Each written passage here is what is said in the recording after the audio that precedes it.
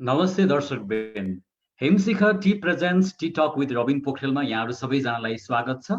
In associate with JCI Nuwakot supported by Vaidik travel centres. आज पनि हामी नयाँ एपिसोडमा आइसकेका छौँ। यदि फेसबुक मिडिया सोशल प्रमोसन्स तपाईहरूले देखिसक्नु भएको छ भने आजको हाम्रो गेस्ट को हुनुहुन्छ तपाईहरूले पत्ता लगाइसक्नु भएको छ। आदरणीय दर्शक महानुभावहरू, आजको हाम्रो अतिथिलाई बोलाउनुभन्दा पूर्व म यहाँहरूलाई कुरा सेयर गर्न चाहन्छु। हामी करिब लकडाउनमा बसेको पनि 50 दिन नागिसकेछ। सरकारले नियममा ल्याएको लकडाउनलाई यहाँहरूले घरमै बसेर पालना गरिरहनु भएको छ भन्ने पनि हामीले भरपूर अपेक्षा गर्दै आजको कार्यक्रमको अतिथिहरूलाई म निम्ताउन गइरहेको छु। नेपालकै चर्चित कलाकारहरूलाई आज मैले लिएर आएको छु। आदरणीय महानुभावहरू, एक अनुकरणीय जोडी, महजोडीको रूपमा परिचित हुनुहुन्छ। उहाँहरूलाई आजको कार्यक्रममा स्वागत गर्न चाहन्छु। मैले देखिसकेको छु हामी माझ मदन कृष्ण श्रेष्ठ ज्यू आइसक्नु भएको छ। म मदन कृष्ण श्रेष्ठ ज्यूलाई कार्यक्रममा स्वागत गर्न चाहन्छु। आदरणीय मदन कृष्ण श्रेष्ठ ज्यूलाई कार्यक्रममा धेरै धेरै स्वागत छ। टेक्निकल सपोर्टलाई म उहाँको माइक्रोफोन अनम्युट गरिदिनको लागि हार्दिक अनुरोध गर्न चाहे। मदन कृष्ण ज्यूलाई धेरै धेरै स्वागत छ यो कार्यक्रममा। धेरै धेरै नमस्ते भाइ। नमस्ते। आज दाइसँग गफ गर्नुपर्ने, भलाकुसारी गर्नुपर्ने, इतिहास पल्टाउनु पर्ने धेरै त्यस्ता विषयहरू त छन्, तर पनि म एकदम साधारण प्रश्नबाट सोध्न चाहे, दाइको स्वास्थ्य अवस्था कस्तो छ अहिले? स्वास्थ्य ठिक छ, जेबी उस्तै हो। स्वास्थ्य ठिक छ, हजुर हजुर। सामान्य त्यस्तो रुगाखोकी यता त्यता केही पनि देखिएको छैन नि अहिलेसम्म, हैन दाइ? एकदम बलियो छु, नर्मल छु। त्यो बिस्तारै फटाफट हिँड्ने प्रब्लम छैन। हजुर हजुर। मैले सोध्न चाहे अहिलेको लकडाउनको अवधिमा मदन कृष्ण श्रेष्ठ सरले कसरी बिताइरहनु भएको छ सर? आफै बितिरहेको छ, कहीँ गइरहेको छ, केही गर्नै परेको छैन। चुप लगाएर बसी पनि बितिरहँदो रहेछ। हजुर, हामीले टिकटकमा युट्युबमा त देखिरहेको छौँ दाइ मदन कृष्ण सरले एक्सर्साइजहरू गरेर समय बिताइरहनु भएको छ। साँच्चीकै अब त्यो बाहेक अरू चाहिँ के गरिरहनु भएको छ? खास त्यसै सुरुमा केही दिन गाह्रो पनि थियो हैन, यो उकुस हुने खालको हजुर हजुर गाह्रो थियो। हजुर हजुर हजुर। घरमा डिसिप्लिनै नभएको छ। जुन बेला मन लाग्यो सुत्यो, जुन बेला मन लाग्यो उठ्यो, भोक लागेर खायो, सुत्नु मन लाग्यो सुत्यो, कुन बेला सुत्ने के बार पनि थाहा छैन, के कति पनि थाहा छैन। बित्थै थियो। पछि अलिक बानी परेको भयो। पछि त्यो लकडाउनको गीत सित बनायो, यमनले गायो। घरैमा सब रेकर्ड गरे, सब त्यो छोरीले सरानाले बहिनी चाहिँ उ गऱ्यो, सुटिङ गर्यो, यमनले एडिटिङ गर्यो। 2-3 दिन त्यसैमा गयो। फेरि अर्को एउटा निरसाजीले एउटा गीत लेख्नु भएको छ मेरो लागि भनेर, त्यो गीतमा अस्ति रेकर्ड गरेँ घरैमा। यसो बिचरा छ। यसो आर्टिकलहरू यसो पढ्यो, न्युज हेऱ्यो, कतिजना बित्यो, कतिजना के हो भने हेऱ्यो, डेटा हेर्दै गइरहेछ। हजुर हजुर। आदरणीय दर्शक महानुभावहरू, हामी मदन कृष्ण श्रेष्ठ सरसँग जोडिसकेको यहाँहरूले देखि पनि सक्नु भएको छ। र मैले भर्खरै प्राप्त जानकारी प्राय अनुसार हरिवंश श्रेष्ठ सरको घरमा आज बत्ती बिहानदेखि लामो समयसम्म पनि नरहेको र इन्टरनेटमा पनि थोरै समस्या भएको कारणले उहाँले चाहिँ छिटै नै यो समस्या च्यालेन्जलाई चाहिँ म्यानेज गरेर हामीसँग जोडिनु हुनेछ भन्ने पनि यहाँले हरिवंश सरले हामीलाई जानकारी गराइसक्नु भएको छ। अब म अलिकति मदन कृष्ण श्रेष्ठ सरसँग बाल्यकालको कुरालाई अलिक बढी जोड्न चाहे।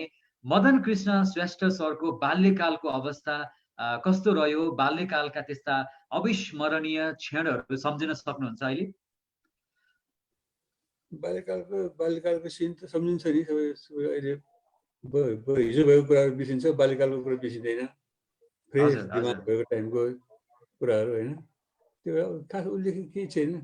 म जितुरफेरी भन्ने ठाउँमा जन्मेको हुँ। जितुरफेरी भने बालाजुबाट धर्मस्थलीबाट जितुरफेरी जाने, त्यहाँ जन्मेको हुँ। बाल्यकाल रमाइलो थियो मेरो, रमाइलो थियो।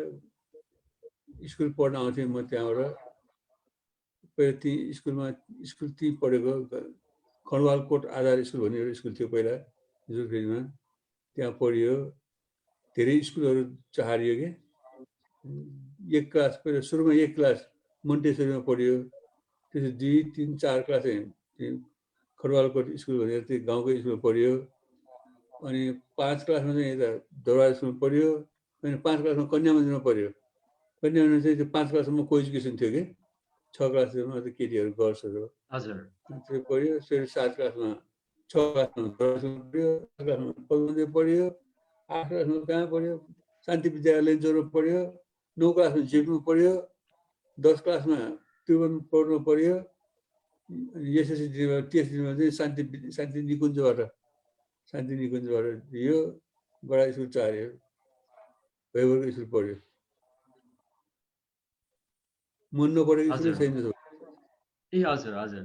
अनि पढाइ सँगसँगै अब हुन त अहिले हामी कलाकारको रूपमा पनि चिन्छौँ, हास्य व्यङ्ग्यको रूपमा हुन्छ। स्कुल पढ्दाखेरि नै त्यस्तो कुनै नाटक भनौँ या सडक नाटक यस्तो केहीमा भाग लिएको या त्यसमा कुनै आफूलाई प्रस्तुत गरेको घटनाहरू छन्? घटना याद छ, सम्झना छ, खास लागेको उल्लेख केही छैन। बच्चामा भागशाली लेख्थ्यो म, बच्चा इन्ट्रेस्ट लाग्थ्यो। हजुर। आफूले गीत गाउँदा अरूले कस्तो राम्रो भनेको रमाइलो लाग्थ्यो, आफूले कुरा गर्दा हाँसेको रमाइलो लाग्थ्यो।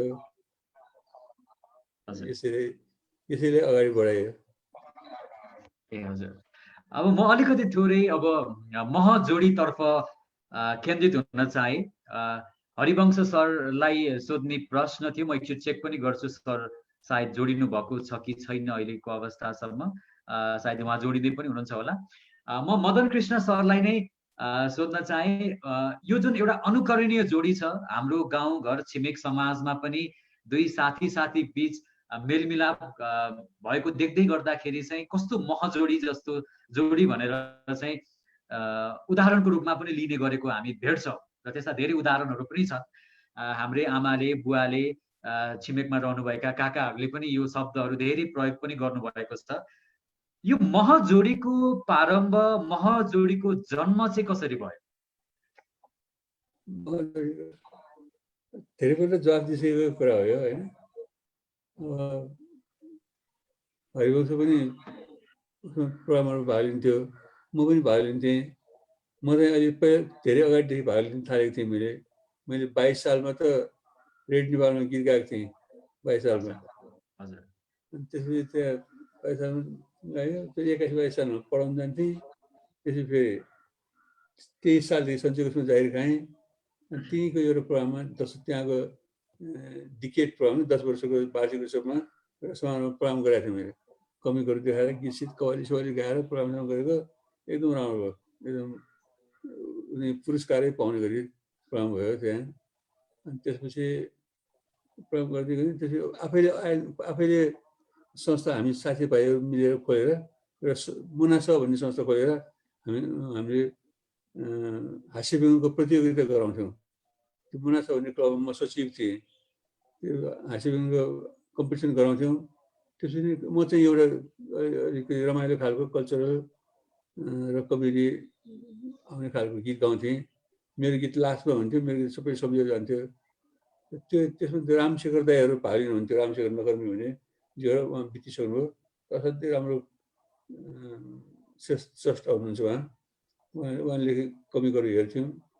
कमिकहरू त पोलिटिकल कमिक त्यो पञ्चायत टाइममा एकदम कडा कडा खालको एकदम भन्नु नसकिरहेको यो कमिक कस्तो मजा आउँदैछ आफूले अनुभव हुँदै गयो। अनि त्यसपछि एकचोटि त्यो गुनासभा भन्ने प्रोग्रामै चाहिँ सत्यमोहन जोशी दाइलाई उहाँ चाहिँ सदस्य सचिव हुनुहुन्थ्यो त्यो एकाडेमीमा। उहाँले उद्घाटन बोलाएपछि उहाँले त्यो प्रोग्राम हेर्नुभयो। हेरेपछि उहाँ दङ्ग पर्नुभयो, ओहो यो प्रोग्राम त यसलाई त राष्ट्रिय रूपमै दिनुपर्ने रहेछ, राष्ट्रिय स्तरमा प्रोग्राम बढाउनु पर्ने रहेछ भनेर उहाँले पछि अर्को सालदेखि 32 सालदेखि यहाँ उसमा एकाडेमीमा प्रोग्राम गर्नुभयो। त्यहाँ मैले सुरुमा जागिरदारको गीत भने गीत गाएर भाषा लेखेको थिएँ। त्यो बेला एकदम गाह्रो थियो। पछि त्यो अर्को सालदेखि हरिवंश पनि भाग लिन आयो। अनि त्यसै भाग लिन गयो। पछि अलग अलग नै गरिन्थ्यो। पछि राष्ट्र ब्याङ्कको सिल्भर जुबलीमा चाहिँ त्यहाँ प्रोग्राम गर्न बोलाएको थियो। मलाई पनि बोलायो अनि हरिवंशलाई पनि बोलायो। अनि दुईजनाको प्रोग्राम लामो भयो कि दुईजनाको अलग अलग गर्दाखेरि त्यसपछि राजा रानी चिफ गेस्ट हुनुहुन्थ्यो होइन। अनि त्यसबाट 90 मिनटभित्र प्रोग्राम सघाउनु पर्ने, 90 मिनटमा प्रोग्राम त नसकिने भयो। राष्ट्र ब्याङ्कको अरू पनि प्रोग्राम थियो। अनि त्यो गायक पुरानो गायक रुबी जोशी दाइले तिमीहरूको त्यो अलग अलग गरेर लामो भयो, 90 मिनटभित्र सिकाउनुपर्छ, दुईजना कमेन्ट गर न कसो होला भनेर भन्यो। हुन्छ दाइ भनेर दुईजना कमेन्ट गरेर अनि महजरीको हाम्रो पहिलो कमिक चाहिँ वेङ्केश्वर भन्ने कमिक थियो। वेङ्केश्वर त्यो नुन उद्योग खोल्नको लागि ब्याङ्कमा लोन लिन जाने। कस्तो नुन उद्योग भने सोझो नुन र बाङ्गो नुन हुन्छ। सोझो नुनमा त भयो त बाङ्गो नुनको उद्योग खोल्नु पऱ्यो भनेर त्यस्तो कमिक थियो। अनि त्यो एकदम राम्रो भएको थियो। त्यसको लगतै वैशाख 14 गते हाम्रो फर्स्ट प्रोग्राम कम्बाइनै गरेको प्रोग्राम भनेको वैशाख 14 गते हो। हरेक वैशाख 14 गते हामी आफ्नो महजोरीको एनिभर्सरी सम्झन्छौँ। हामी महजोरी वैशाख 14 गते थियो। अनि त्यसको लगतै भाद्र आइहाल्यो। अनि त्यो पनि भाग लिने कुरा भयो। यमलोक भन्ने प्रोग्राम तयार गऱ्यौँ हामीले। यमलोक प्रोग्राम बनाएको त्यो त झनै राम्रो भयो। मान्छेहरू त्यो बेला राति एकाडेमीको फुटपाथ त्यतिमा सुत्थ्यो। टिकट लिन आउनु त्यही सुतेर बिहान टिकट लिएर लाइन बसेर टिकट लिएर जान्थे। त्यस्तो भिड भएको थियो प्रोग्राम। त्यसपछि अनि अर्को पनि प्यारालिसिसको पनि थियो, अंश बन्न देखायो। यति के हुँदै हुँदै अहिलेसम्म आइरहेको छ। हजुर हजुर। भनेपछि राजाको सवारी हुँदै गर्दा राजा रानी प्रमुख अतिथि हुँदै गर्दाखेरि चाहिँ समय अभावको कारणले गर्दाखेरि चाहिँ महजोडीको चाहिँ जन्म भयो भनेर हामी लिन सक्छौँ त्यसो भने होइन। स्वर्गीय बडा महाराज धिराज वीरेन्द्र शाहदेवको चाहिँ एउटा भनौँ न उहाँकै श्रेयबाट भनौँ या उहाँको उपस्थितिमा चाहिँ महजोडीको जन्म भएको रहेछ त्यसो भने।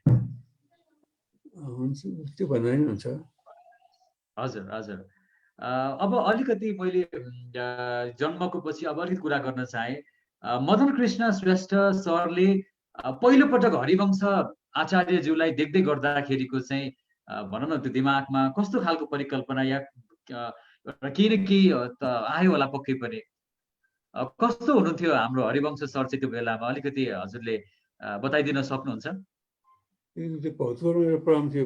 प्रोग्राममा भाग लिन जाँदाखेरि म अलि अगाडि गएको थिएँ। अनि भर्खर आयो एकदम दुब्लो बाहुन एकजना आएको थियो। उसले हँसाएर गयो, तिमीले यस्तो हँसाउँदै रहेछ भनेर एकदम तारिफ गरेर हरिवंशको तारिफ गर्दै थियो। यसले हरिवंश भन्ने मान्छे दुब्लो थियो, हँसाएर गयो भनेर भन्यो।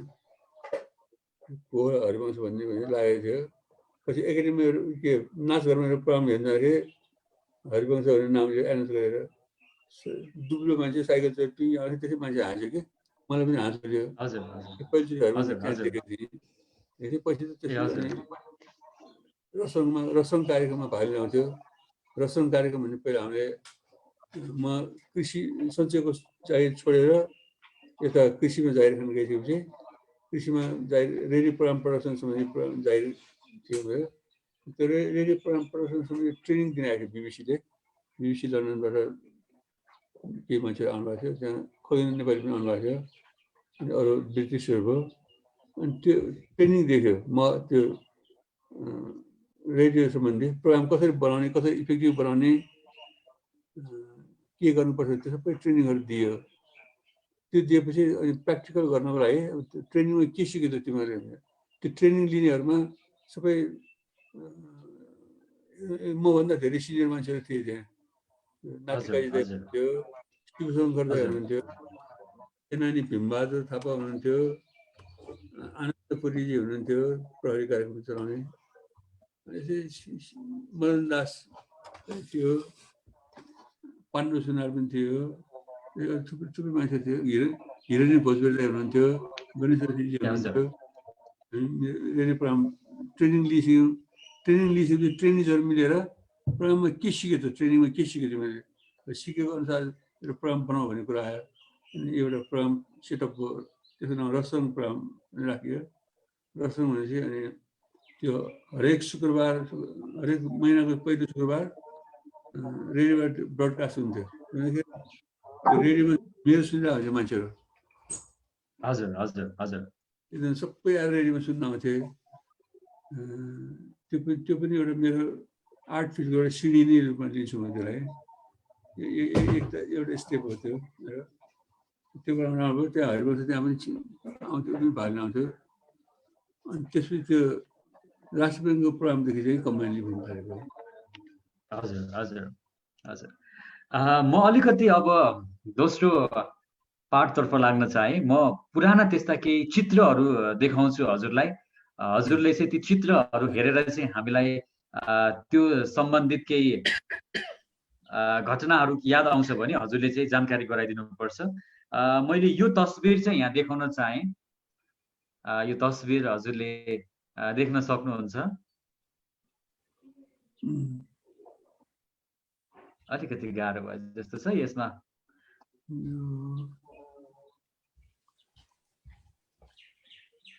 पुरानो तस्बिर रहेछ यो मैले यसलाई चाहिँ गुगलबाट नै साभार गरेको पिक्चर हो यो यसमा हजुरले हातमा यसरी राखिरहनु ए यो सम्बन्धी अलिकति थोरै के व्याख्या गरिदिन सक्नुहुन्छ यो के गर्दै हुनुहुन्छ हजुरले यस बेलामा त्यो राष्ट्र ब्याङ्कमै अर्को साल पनि प्रोग्राम हुन्छ पहिला चाहिँ ब्याङ्कले देखायो होइन अर्को पनि प्रोग्राम बोलाएको थियो हामीले बोलायो अनि हामी चाहिँ अब त्यो कमिक्सन लेखलाई एकदम स्क्रिप्टमा असाध्यै टाइम दिएर काम गर्छौँ हामी अनि त्यो रुबी जोशी दाइले कुरा गरेर दुईजना सँगै बस्नु जाहिर उसको हरिवंश दिनभर जाहिर दियो म पनि दिनभर जाहिर जानु पर्यो अनि सँगै बस्नु बेलुका एकछिन बस्यो टाइमै भ्याउँदैन कि हामीलाई मलाई काजमा बोलाउनु राष्ट्र ब्याङ्कमा काजमा बोलाउनुहोस् अनि कतै टुर पठाइदियो हामी टुरमा गएर काम पनि गर्छौँ अफिसको काम पनि गर्छौँ भनेर अनि रुबी जोशी दाइले ब्याङ्कबाट मलाई काजमा तान्नुभयो त्यहाँ कृषि सूचना शाखाबाट त्यहाँ राष्ट्र ब्याङ्कमा गएँ अनि दुवैजना टुर गयौँ टुर जाँदाखेरि डकुमेन्टहरू देखाउने के काम थियो ब्याङ्किङ सम्बन्धी त्यो टेक्निसियनहरू हुनुहुन्थ्यो अरू उनी त्यो काम उनीहरू गरे हामीहरू चाहिँ दुईजना टाइम मिल्यो कि कमी गरेर लेख्थ्यौँ अंशभण्डा भन्ने कमी लेखाएको थियो हामीले त्यो अंशभण्डामा चाहिँ म चाहिँ वकिल भएको हुन्छु राजाराम पौडेल चाहिँ लेखन दास बनेको हुन्छ अनि हरिवंश चाहिँ त्यो मुद्दा गर्ने मान्छे मुद्दाको लागि सहयोग वकिल सहयोग लिन आउने मान्छे त्यो हुन्छ के भयो भनेर सोधेको हुन्छ त्यसमा मेरो दाइ हो कि भाइ भाइले मलाई अन्याय गर्यो मुद्दा हाल्नु पऱ्यो भनेर आएको हुन्छ दाइ हो कि भाइ हो भने कस्तो दाइ हो कि भाइ हो भने हामी जुम या दङ्गै जन्मेको को जेठो को कान्छ थाहा भएन भनेर आमाले सोधेन आमाले प्रस्तुति व्यथा लागेको भने उहाँले थाहै पाएर को जेठो को माइल थाहा भएन भनेको हुन्छ सुनेनीले भनेन सुनेनीले सोधेन भने सुनेनीले चाहिँ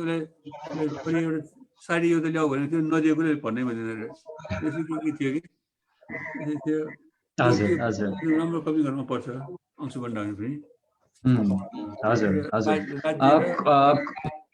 सरकार र गभर्नमेन्ट, सरकार र जनता बिचको दाजुभाइ रूपमा सिम्बोलिक गरेको हजुर हजुर कति सालको हो यो? अघि सायद बुझिन जस्तो लाग्यो, कति सालतिरको कुरा हो यो? 39 सालतिर होला। 39 सालतिर। हजुर, म त्यस्तै गरी अर्को पनि यस्तै एउटा तस्बिर यहाँ देखाउन चाहे। यसमा यो अर्को तस्बिर पनि छ। यो यमलोक, यो तस्बिर यमलोक हैन? यमलोकमा चाहिँ हरिवंश यमलोकको द्वारपाली भइरहेको हुन्छ। म चाहिँ भर्खर त्यहाँ यमलोक पुगेको हुन्छु। मलाई चाहिँ भित्र जान्दिनन् उसले, जान्दैन। यहाँ विभिन्न संसारबाट विभिन्न मान्छेहरू आउँछन्, यहाँ आउनु पाउँदैन, जानु पाउँदैन भनेर रोकिएको हुन्छ। त्यहाँ यमलोकमा धेरै चिजहरू मरेर आएको देखाउँछ उसले मलाई होइन।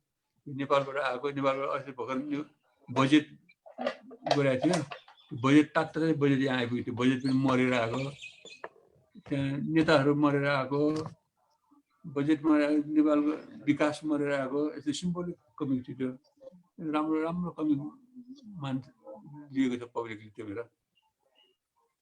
हजुर हजुर, म त्यस्तै गरी अर्को एक दुईवटा त्यस्ता हजुर त्यस्ता एक दुईवटा तस्बिरहरू अझै पनि छन्। म देखाउन बोलेको बुझिन्छ? मैले बोलेको प्रश्न छ? अलिअलि क्लियर छैन जस्तो लाग्यो, तर जो हामीले सुनिरहेको छौँ, बुझिरहेको छौँ।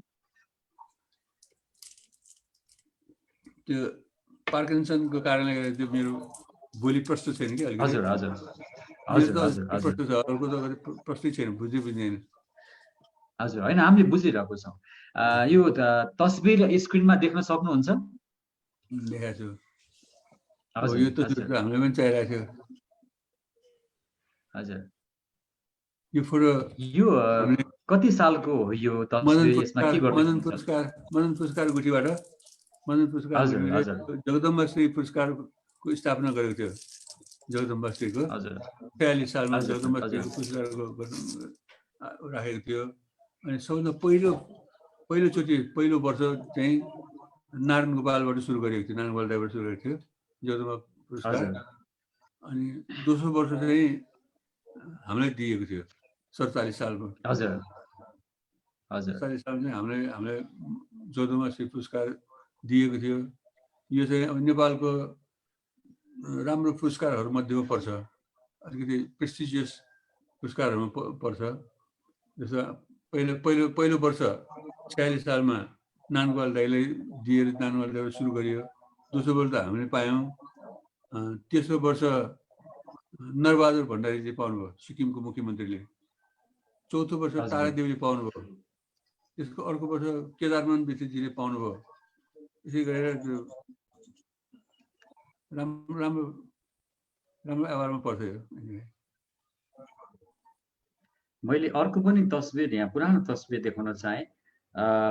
मदन कृष्ण दाई र हरिवंश दाईको नै यो एउटा तस्बिर पनि छ। अलि जवान हुँदैखेरिको होला यो तस्बिर, त धेरै पुरानो। यो सुटिङकै क्रमको जस्तो छ। सुटिङको क्रम हो कि यो? फोटो खिचेको याद छ, फोटो पनि याद छ। हजुर, यो फोटो त्यो पछाडि गएर नागार्जुन डाँडा जस्तो देखिन्छ, तर त्यो फोटो जहाँसम्म लाग्छ त्यो हुङ्गी भन्ने ठाउँ खिचेको लाग्छ मलाई। हुङ्गी भन्ने ठाउँ यो त पोखराबाट पाल्पा जाने बाटोमा बिचमा गोल्याङ भन्ने ठाउँ छ। गोल्याङ भन्ने ठाउँबाट भित्र गएर डाँडाबाट गएर फेरि त्यहाँबाट माथि हुङ्गी भन्ने ठाउँ थियो। त्यहाँ चाहिँ युनिसेफबाट गयो कि, युनिसेफले प्रोग्राममा गएको थियो।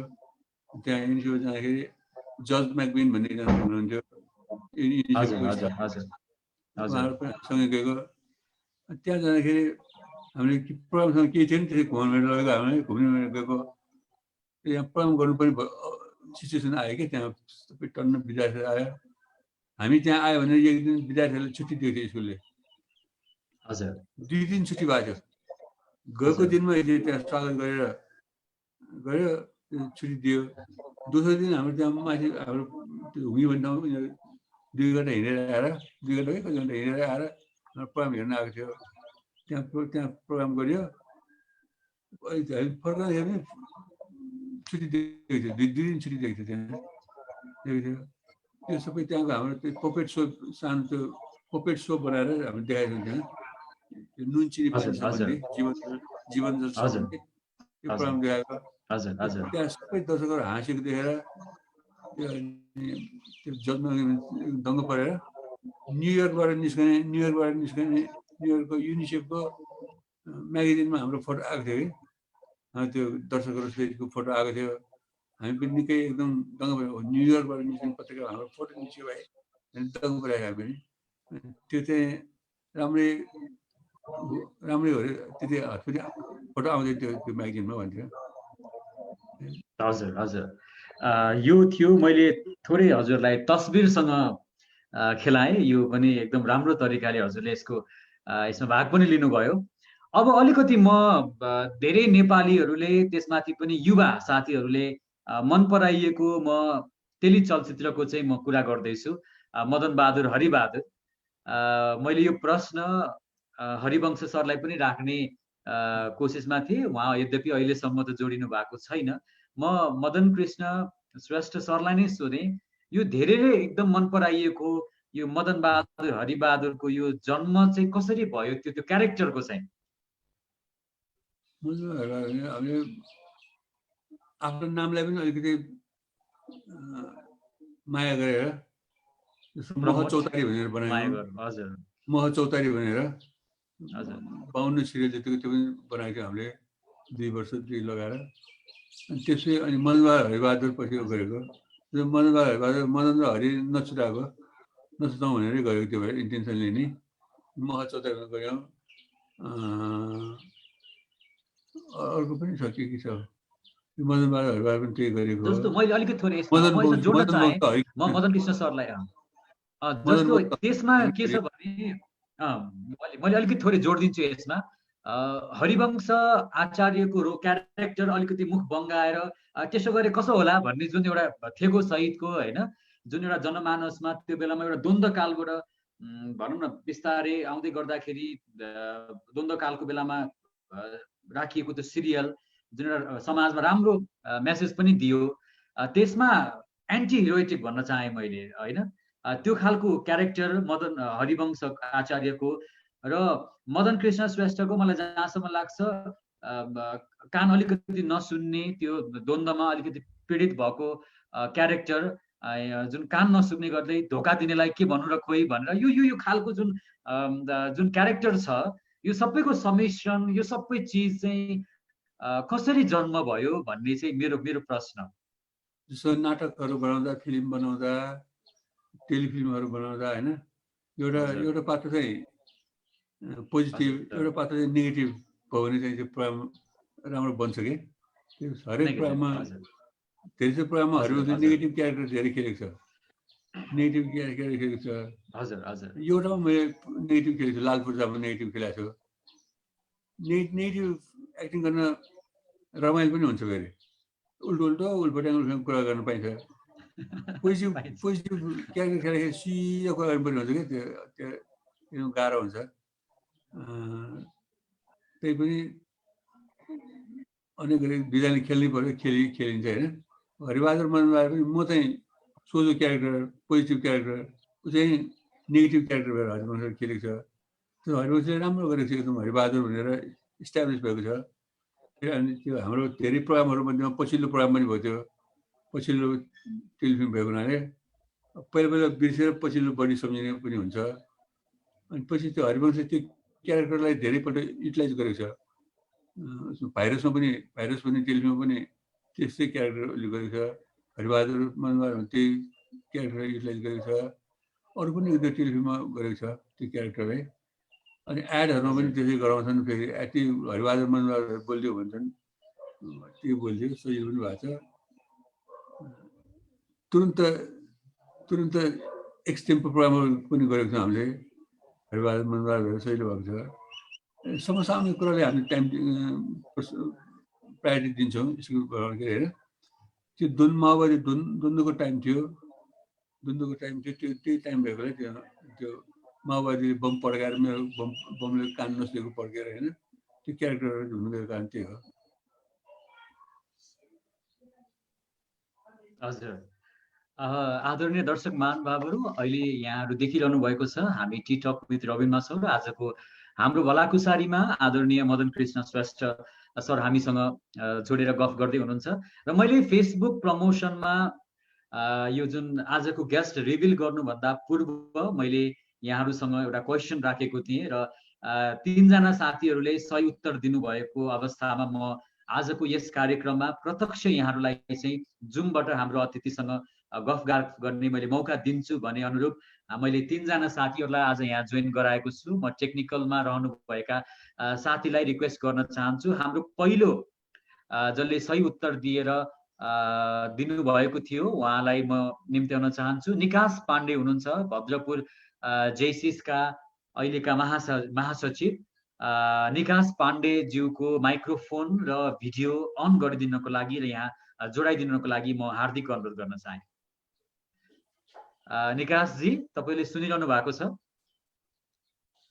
मदन सरलाई मैले थोरै यो कुरा जानकारी गराइदिन्छु। मैले फेसबुकमा हजुरहरूको फोटो राख्नुभन्दा पहिले नै आजको लागि हाम्रो गेस्ट को हुनुहुन्छ सम्भावित गेस्ट भनेको थिएँ। हाम्रो निकास पाण्डे सरले गेस्ट गरेर चाहिँ महजोडी भन्नुभएको थियो। त्यही अनुरूप मैले उहाँलाई चाहिँ आजको यो एपिसोडमा हजुरसँग चाहिँ लाइभ कन्भर्सेसन छोटो कुरा राख्ने चाहिँ मौका दिएको छु। निकासजी, हजुरले आफ्नो कुरा मदन कृष्ण सरसँग राख्न सक्नुहुन्छ। हस्, धन्यवाद रमेश सर। मदन दाईलाई मेरो नमस्ते। मदन दाई, एकदमै खुसी लागेको छ जुन चाहिँ अब मनदेखि नै आफूले मन पराएको मेरो झापाको भद्रपुर। हजुर, म अहिले झापाको चन्द्रगढीमा छु। मैले अलिकति कुरा राखेँ। मलाई चाहिँ एकदमै मनपर्ने मेरो कलाकार मध्ये, नेपालको सबैभन्दा मनपर्ने कलाकार मध्ये चाहिँ महजोडीलाई चाहिँ मैले चाहिँ स्पेसल गेस्टको रूपमा ल्याइदिँदैछु हुन्थ्यो। रविन सर भन्दा मैले जुन चाहिँ रिक्वेस्ट गरेको थिएँ नभन्दै त्यो चाहिँ मिलेछ। त्यो मिलेको कारणले उहाँले चाहिँ मलाई तपाईँसँग जोड्ने मौका दिनुभयो। सर्वप्रथम त रविन सरलाई एकदम धेरै धेरै धन्यवाद छ।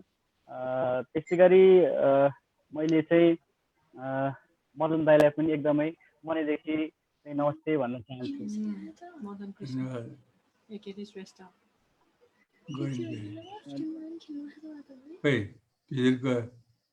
निकासजी, हजुरको आवाज अलिकति क्लियर भएन, एकचोटि फेरि बोल्नुहुन्छ सर?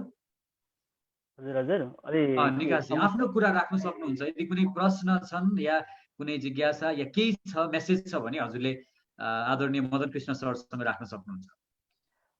मदन दाईले मेरो प्रश्न चाहिँ के छ भने चाहिँ अब हामी चाहिँ युवाहरू एकदमै साथीहरू रिलेसनसिपमा चाहिँ बस्न चाहन्छौँ। केटा साथीहरू त्यस्ता खालका चाहिँ आफूलाई धेरै नजिक बनाउन चाहन्छौँ।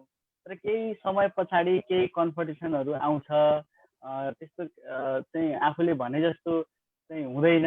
र तपाईँहरू यति लामो एउटा युग पार गरिसक्नु भएको छ। यो रिलेसनलाई चाहिँ लङ टर्म लानको लागि के कुरा आवश्यक पर्छ जस्तो लाग्छ? दाइले अलिकति मलाई सेयर गरिदिएदेखि म धन्य हुन्थ्यो दाजु।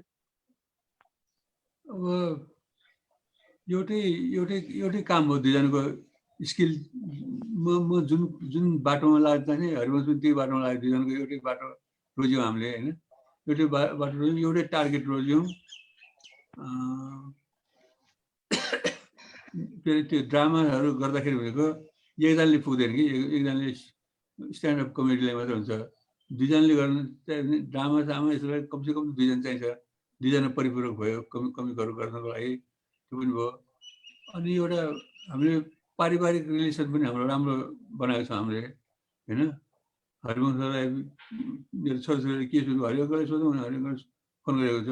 हरिवंश छोराले मसँग कुरा गरेको हुन्छ। ठुलबा भनेर भन्छन् हरिवंश छोराहरूले मलाई। आफ्नो बाउको साक्कै दाजुलाई जस्तै व्यवहार गर्छन्। पारिवारिक रिलेसन राम्रो। अर्को कुरा अनेस्टी एउटा ठुलो भन्छु म। अनेस्टी, इमान्दारी एकदम चाहिन्छ पार्टनरसिपमा।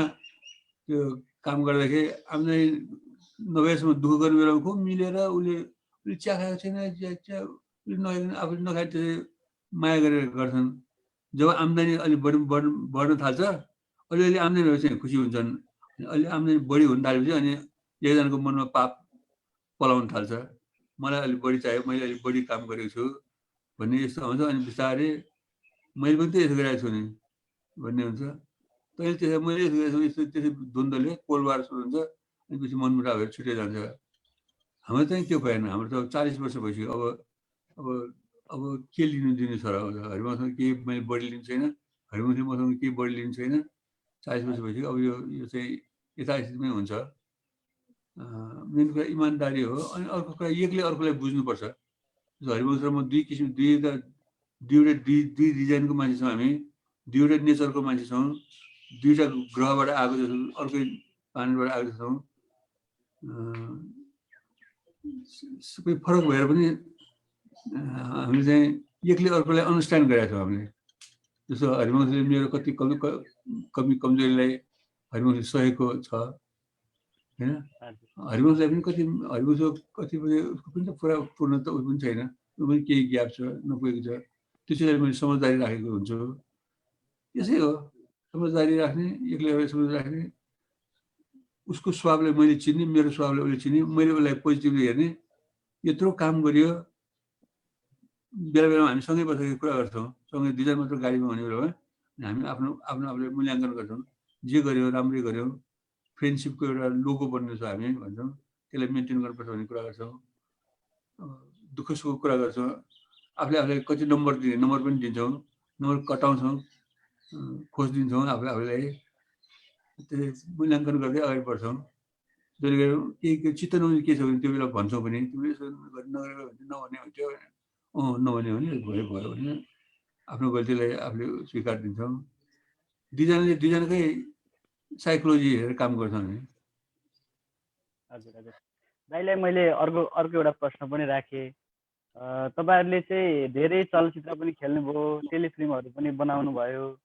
आजसम्म चाहिँ तपाईँहरूले ती कामहरू गर्दै जाँदा दर्शकलाई चाहिँ थाहा नभएको, आजसम्म थाहा नभएको एकदमै इन्ट्रेस्टिङ केही त्यस्तो चाहिँ आज दाइले त्यस्तो राज कुनै एउटा खोलिदिनुहुन्छ कि त्यस्तो कुनै एउटा घटना भएदेखि सेयर गरिदिनको लागि मैले अनुरोध गरेँ। त्यस्तो खास केही छैन, सबै खुल्ला किताबहरू होइन। हामी दिनका दिन चाहिँ इन्टरभ्यू लिएर हुन्छ, कुनै पत्रिकाले, युट्युबले, टेलिभिजनले होइन। अनि क्वेसन सोद्धा क्वेसन सोध्ने क्वेसन पनि केही नभइसक्यो, जुन क्वेसन पनि त्यही क्वेसन आइरहेको हुन्छ, जहाँबाट पनि जवाफ दिनु पनि त्यही हो। कुनै कुना काप्चा खोत्तल खात्तल सबै गइसकेको छ। अलिअलि बाँकी हुन्थ्यो, त्यो पनि किताबबाट गइसक्यो। हरिवंशको चिना हराएको मान्छेबाट गइसक्यो, दर्शकलाई रेडियोबाट भन्न नपाएको, कागज इन्टरभ्यूबाट भन्न पाएको होइन।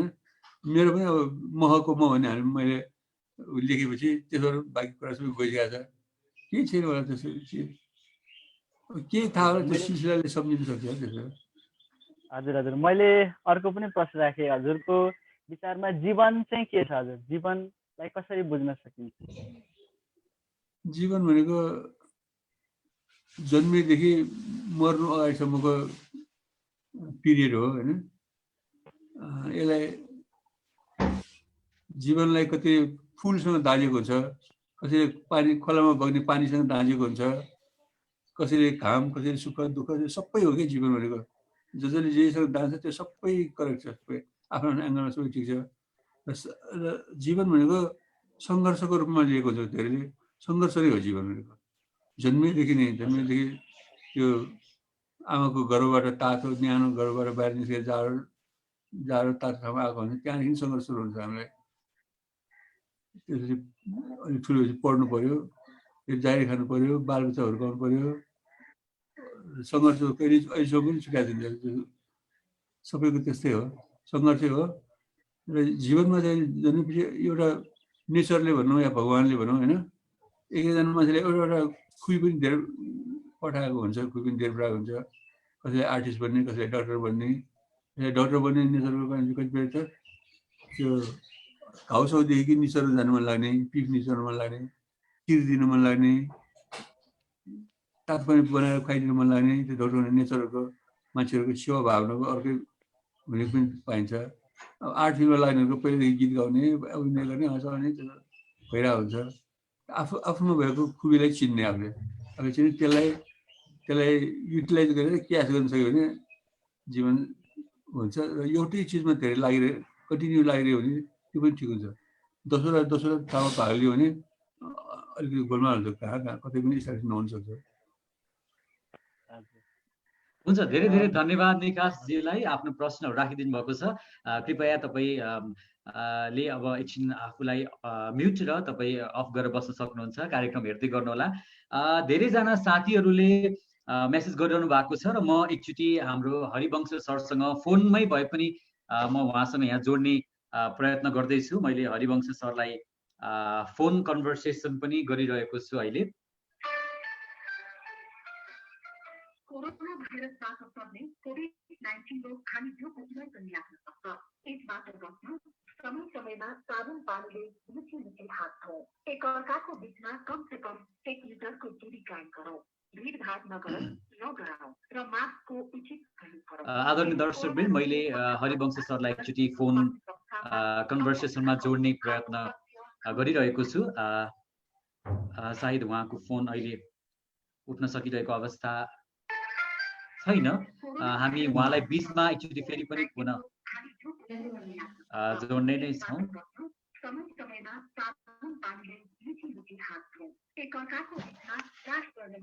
यसै क्रममा मैले अर्को साथीलाई जोड्न चाहे हामीसँग लक्ष्मी कार्की प्रधान हुनुहुन्छ लक्ष्मीजी तपाईले छोटकरीमा आफ्नो कुराहरू हाम्रो आदरणीय मदन कृष्ण श्रेष्ठ सरसँग राख्न सक्नुहुन्छ लक्ष्मीजी हजुरलाई स्वागत छ यो टक शोमा हजुरले छोटकरीमा आफ्नो कुरा मदन कृष्ण सरसँग राख्नुहुन्छ उहाँ सुर्खेतदेखि हुनुहुन्छ Madan Krishna sir thank you Rabin sir र सर्वप्रथम चाहिँ म हाम्रो देशको गहना भन्न रुचाउँछु हाम्रो महजोडी मदन कृष्ण सर र हरिवंश आचार्य सर हरिवंश सर चाहिँ अहिले हामीसँग अहिले जोडिनु सायद भएको छैन होला मदन कृष्ण सरलाई चाहिँ म मेरो एकदमै नमस्कार भन्न चाहन्छु एकदमै खुसी लागेको छ यो टी टक विथ रबिन को थ्रुबाट चाहिँ हजुरसँग लाइभमा चाहिँ यसरी इन्टरेक्ट हुन पाउँदाखेरि र मेरो क्वेसन चाहिँ मदन सरलाई के छ भनेपछि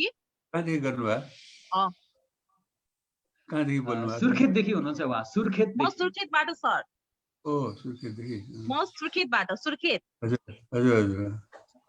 हजुर अनि मेरो क्वेसन चाहिँ एकदम सिम्पल छ हजुर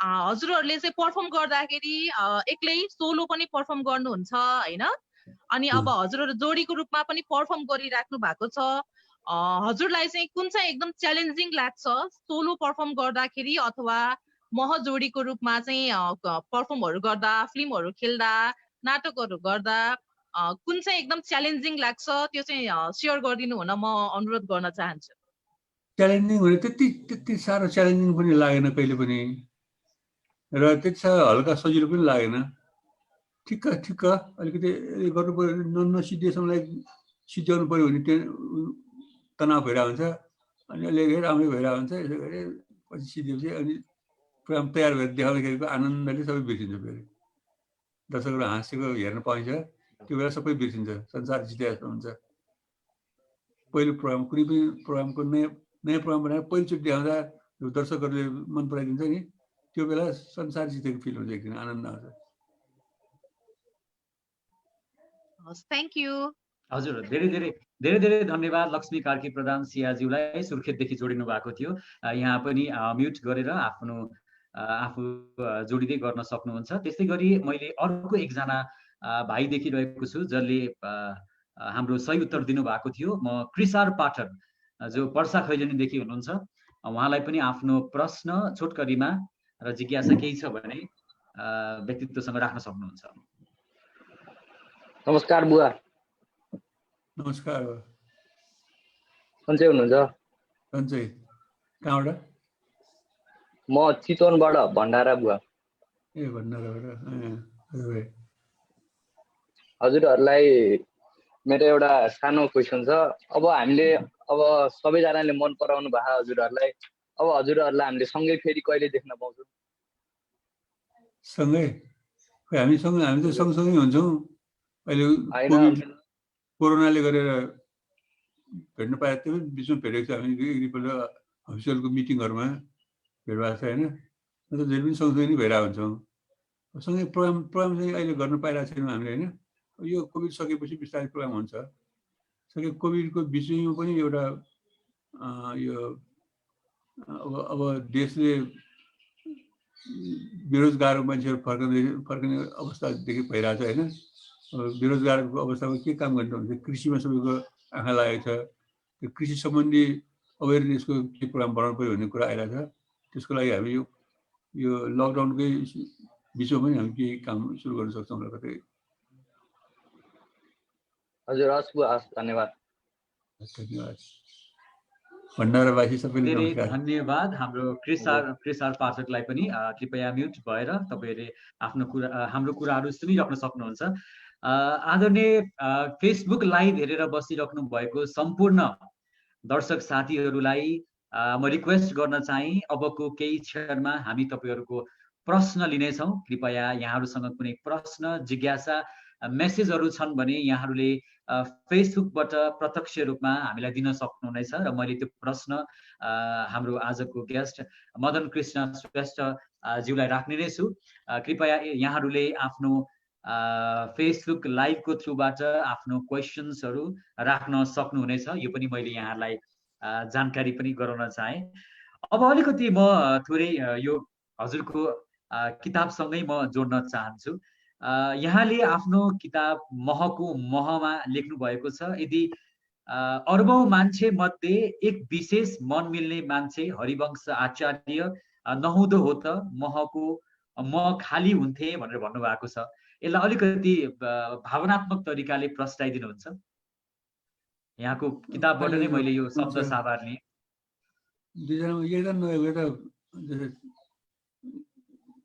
कुन क्षेत्रमा अगाडि बढेको नि भन्न सकिँदैन समयले अवस्थाले सिचुएसनले बाटोमा हिँडाइ फरक भएर जान्छ बाटो फरक भएर जान सक्छ होइन दुईजना परिपूरक भएको टिम भेटियो राम्रै छ हरिवंशको एक्टिङसँग मैले बोल्दाखेरि राम्रो भएको छ मेरो उसले बोल्दाखेरि राम्रै भयो दुईजनाले राम्रो भइरहेको छ अब दुईजना यस्तो कम्बाइन हरिवंश नभेटेको भए सायद हरिवंश पनि कुन बाटो लागिसक्थ्यो पहिला त ब्याङ्ककसँग ब्याङ्ककसँगमा पनि गएको हरिवंशले लेखाएको छ होइन के काम गरेको लेखाएको छ म पनि जागिर खाएर बसिरहेको थिएँ जागिरमै सीमित हुन्थ्यो होला अहिले रिटायर भएर बस्थ्यो होला आर्ट फिल्डमा त्यो टक्क परेको हरिवंश जस्तो मलाई टक्क परेको अरू कोही पनि छैन कि त्यो टक्कै मिलेको समयले अवस्थाले मिलाएको चिज थियो यो कामना पत्रिकामा यदि क्वेसन एन्सर चल्दाखेरि सोधेको थियो तपाईँहरूको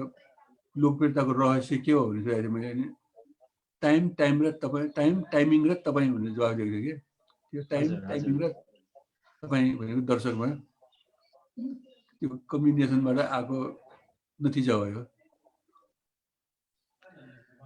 मैले मदन कृष्ण सरलाई नै अलिकति यही हजुरको पुस्तक सम्बन्धी नै रहेर म केही प्रश्नहरू राख्न चाहन्छु मैले देखिरहेको छु फेसबुकमा प्रश्नहरू पनि सोध्दै हुनुहुन्छ धेरैजनाले मह मन परेको किताब भन्नुभएको छ म यही किताब सम्बन्धी नै प्रश्न राख्दैछु साथीहरूले आफ्नो फेसबुक लाइभबाट प्रश्नहरू राख्न सक्नुहुनेछ महको मह जुन हजुरको महको मह किताब छ यहाँले उल्लेख गर्नुभएको छ लामो समय सरकारी जीवनमा आफ्नो जीवन बिताउनु पनि भयो र त्यहाँ रोल मोडलको रूपमा यहाँले एकजना व्यक्तिको नाम उल्लेख गर्नुभएको छ तत्कालीन परिचित सञ्चय कोषका भनौँ हैन सञ्चय कोषका प्रशिक्षित नरसिंह ज्यूको बारेमा यहाँले नरसिंह हजुर राणालाई चाहिँ हजुरले चाहिँ रोल मोडलको रूपमा लिनु भएको छ र आज उहाँलाई कसरी सम्झिन चाहनुहुन्छ यो अवस्थामा आइपुग्दै गर्दाखेरि म चाहिँ 2023 सालदेखि जागिर खाएको 12 वर्ष जति 23 सालदेखि 43 साल यस्तै कतिसम्म खाएको 43 साल होइन 23 सालदेखि 34 सालसम्म 11 वर्ष 12 वर्ष रनिङ थियो वास्तवमा जागिर खाएँ मैले त्यहाँ सञ्चयको होइन मैले त्यो 23 सालदेखि त्यहाँ जागिर खाएको टाइममा त्यो टाइममा जति पनि सञ्चय कोषमा मान्छेहरूले जागिर खाएका थिए त्यो सबैजनालाई त्यो परिचित नरसिंह राणाजी भन्नेले एउटा संस्थाको कुनै पनि एउटा माथिल्लो व्यक्ति इमान्दार भइदियो भने तलसम्मै इमान्दार हुन्छ भन्ने एउटा नमुना थियो त्यो अवस्था। त्यो उहाँ व्यक्ति, उहाँ राणा फ्यामिलीको जन्मेको मान्छे होइन, राणा फ्यामिली हुन्छ अलिकति हाइफाई खालको भएको नै इम्प्रेसन छ मान्छेमा होइन। तर उहाँ चाहिँ सिम्पल हुनुहुन्थ्यो। सिम्पल हाम्रो सत्यमोहन जोशी दाइले लाउनु भएको ड्रेस जस्तै उहाँको पनि सिम्पल ड्रेस हुन्थ्यो, सिम्पल टोपी, सिम्पल कोट, सिम्पल दौरा सुरुवाल हुन्थ्यो। तर अफिसमा सञ्चय कोषमा एकदमै कडा गर्नुहुन्थ्यो उहाँले।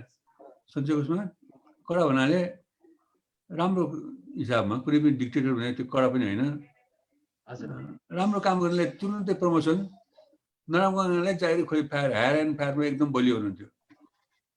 उहाँलाई कति मुद्दाहरू पनि चल्दैन, के पनि चल्दैन त्यहाँ। त्यो उहाँ डिक्टेटर किसिमको हुनुहुन्थ्यो, हायर एन्ड फायर गजब थियो र एकदम मिटिकुलसले एकदम एक एक ध्यानपूर्वक काम गर्नुपर्थ्यो त्यो बेला होइन। त्यो बेलामा त्यो सेवाग्राहीहरू बाहिरबाट सञ्चय कोषमा कर्मचारी लोन पेमेन्ट लिन आउँछन् होइन, बाहिरबाट आएको मान्छेहरूको सेवाग्राहीहरूको एउटा चुरोट मात्र खाएको थाहा भयो भने जागिर खोजिदिन्थ्यो। एक कप चिया कसैले त्यो सेवाग्राहीले दिएको एक कप चिया खाएको थाहा भयो कि जागिरै खोजिदिन्थ्यो। No compromise, no compromise, fire हुन्छ फायर। त्यस्तो थियो। त्यसले गरेर त्यो त्यो सिचुएसन, त्यो समयको जति पनि कर्मचारी थियो त्यो बेला होइन, 400-500 जति कर्मचारी थिए, त्यो सबैजनामा त्यो अनैतिक काम गर्ने, अनैतिक घुस खाने हातै छैन। घुस खाने हातै छिक्दैछ। त्यतिका कर्मचारीहरूलाई म अहिले पनि भेटिन्छु साथीहरू होइन, तिमीले घुस खान सक्छौ भने खान सक्नुभयो भने त्यो उनी नभए आफ्नो सफ्टवेयर नमिल्ने खालको त्यस्तो बनाइदिएको छ कि। त्यो एकजना मान्छे कुनै पनि संस्थाको, कुनै पनि देशको, कुनै पनि पार्टीको एकजना मान्छे एकदम फेयर भइदियो भने, इमान अनेस्ट भयो भने, पैसामा फेयर भइदियो भने त्यो संस्था, त्यो निकाय, त्यो अफिस, त्यो समिति, कमिटी होइन, जे पनि एकदमै फेयर हुन्छ, काम गरेको फरक हुन्छ। आदरणीय दर्शक महानुभावहरू, हामीसँग फोनमै कन्भर्सेसनको लागि आदरणीय व्यक्तित्व हरिवंश आचार्यज्यू जोडिसक्नु भएको छ। मैले सरलाई फोन कन्भर्सेसनबाटै तपाईँहरूसँग चाहिँ मेसेज राख्नको लागि कोसिस गरिरहेको छु। हरिवंश सरलाई हाम्रो यो कार्यक्रममा स्वागत छ सर। नमस्ते। नमस्ते सर। नमस्ते।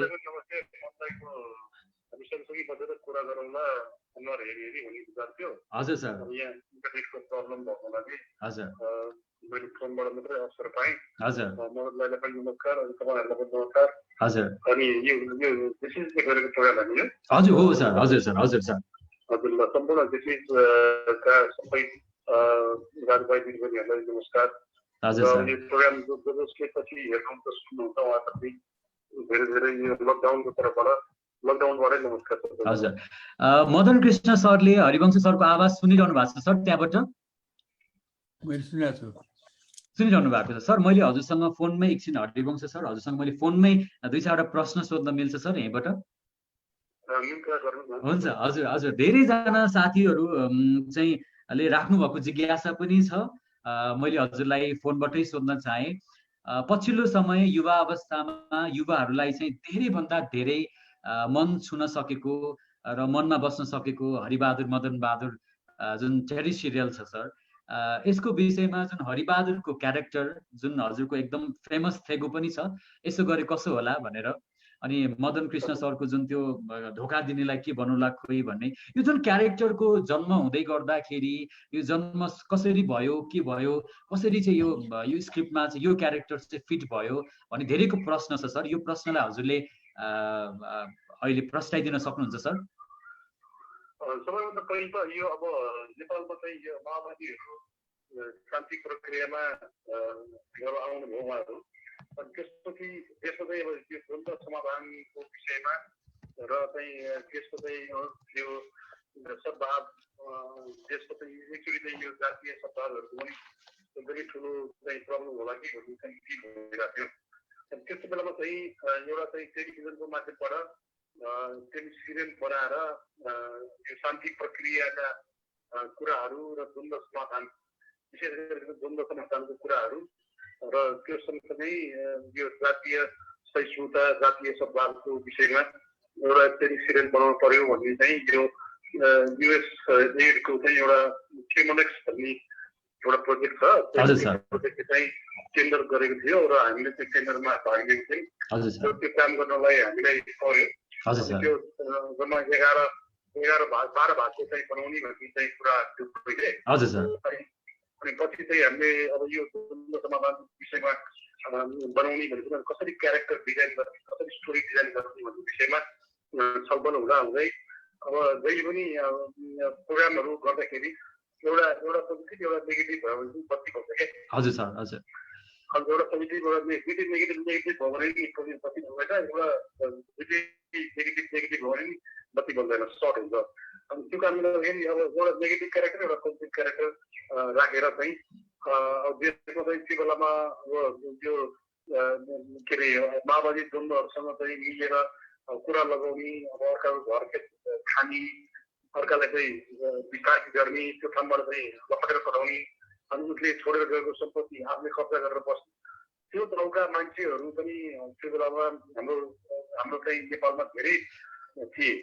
त्यो क्यारेक्टर र अब द्वन्द्वमा पीडित भएका जस्तै घरबार गुमाएर आफ्नो चाहिँ जन्मेको ठाउँ ठाउँ छोडेर चाहिँ हिँड्न पर्ने बाध्यता गर्ने र यो दुईटा क्यारेक्टर यसरी लग्यो भनेदेखि चाहिँ यो क्यारेक्टर यो टेलिफिल्मको चाहिँ अगाडि बढाउन सजिलो हुन्छ होला भन्ने कुराहरू गरेर हामीले चाहिँ त्यो स्क्रिप्टको डिजाइन गर्यौँ। अनि त्यसपछि अब नेगेटिभ रोलको चाहिँ काम चाहिँ अब अलिकति सुचो रोल, अलिकति त्यो किसिमको रोल चाहिँ अब मलाई पर्यो। अनि र अलिकति अब त्यो द्वन्द्वमा माओवादी विद्रोह हुँदाखेरि अब गाउँमा बम पड्केर अब कानको चाहिँ जाली फुटेर चाहिँ नसुन्न, राम्रोसँग नसुन्ने क्यारेक्टर चाहिँ मदन दाइलाई पर्यो। र त्यसरी नै हामीले यो दुईटा क्यारेक्टरको पनि छुट्यायौँ। र क्यारेक्टर छुट्याउनु तर त्यसलाई कसरी चाहिँ ज्ञान भर्ने भन्ने विषयमा कुरा हुँदा हुँदै सोच्दै अनि यो एउटा हाम्रो अफिसमा चाहिँ एउटा सहायक हुनुहुन्थ्यो, हाम्रो अफिसको पनि कर्मचारी हुनुहुन्थ्यो कमल सिवाल भन्ने भाइ चाहिँ अहिले अफिसमा आफै आएर जागिर खोजेर खानुभयो हाम्रो अफिसमा। अनि एकछिन पस्या भनेर कुरा गर्नुभयो। कुरा गर्दाखेरि त्यो कुरा पनि भाउ यस्तो हाँसो थियो कि त्यो जसरी हरिबहादुरले बोल्ने पापाको सबले बोल्ने, अनि त्यो क्यारेक्टरले चाहिँ उहाँले बोल्नु भएको देखेर हामीलाई पनि एकदम रमाइलो लाग्यो। यो मान्छे अफिसमा जागिर पायो भने त हाम्रो अफिसमा चाहिँ मुड लिएर झलमल्ल होला जस्तो लाग्यो।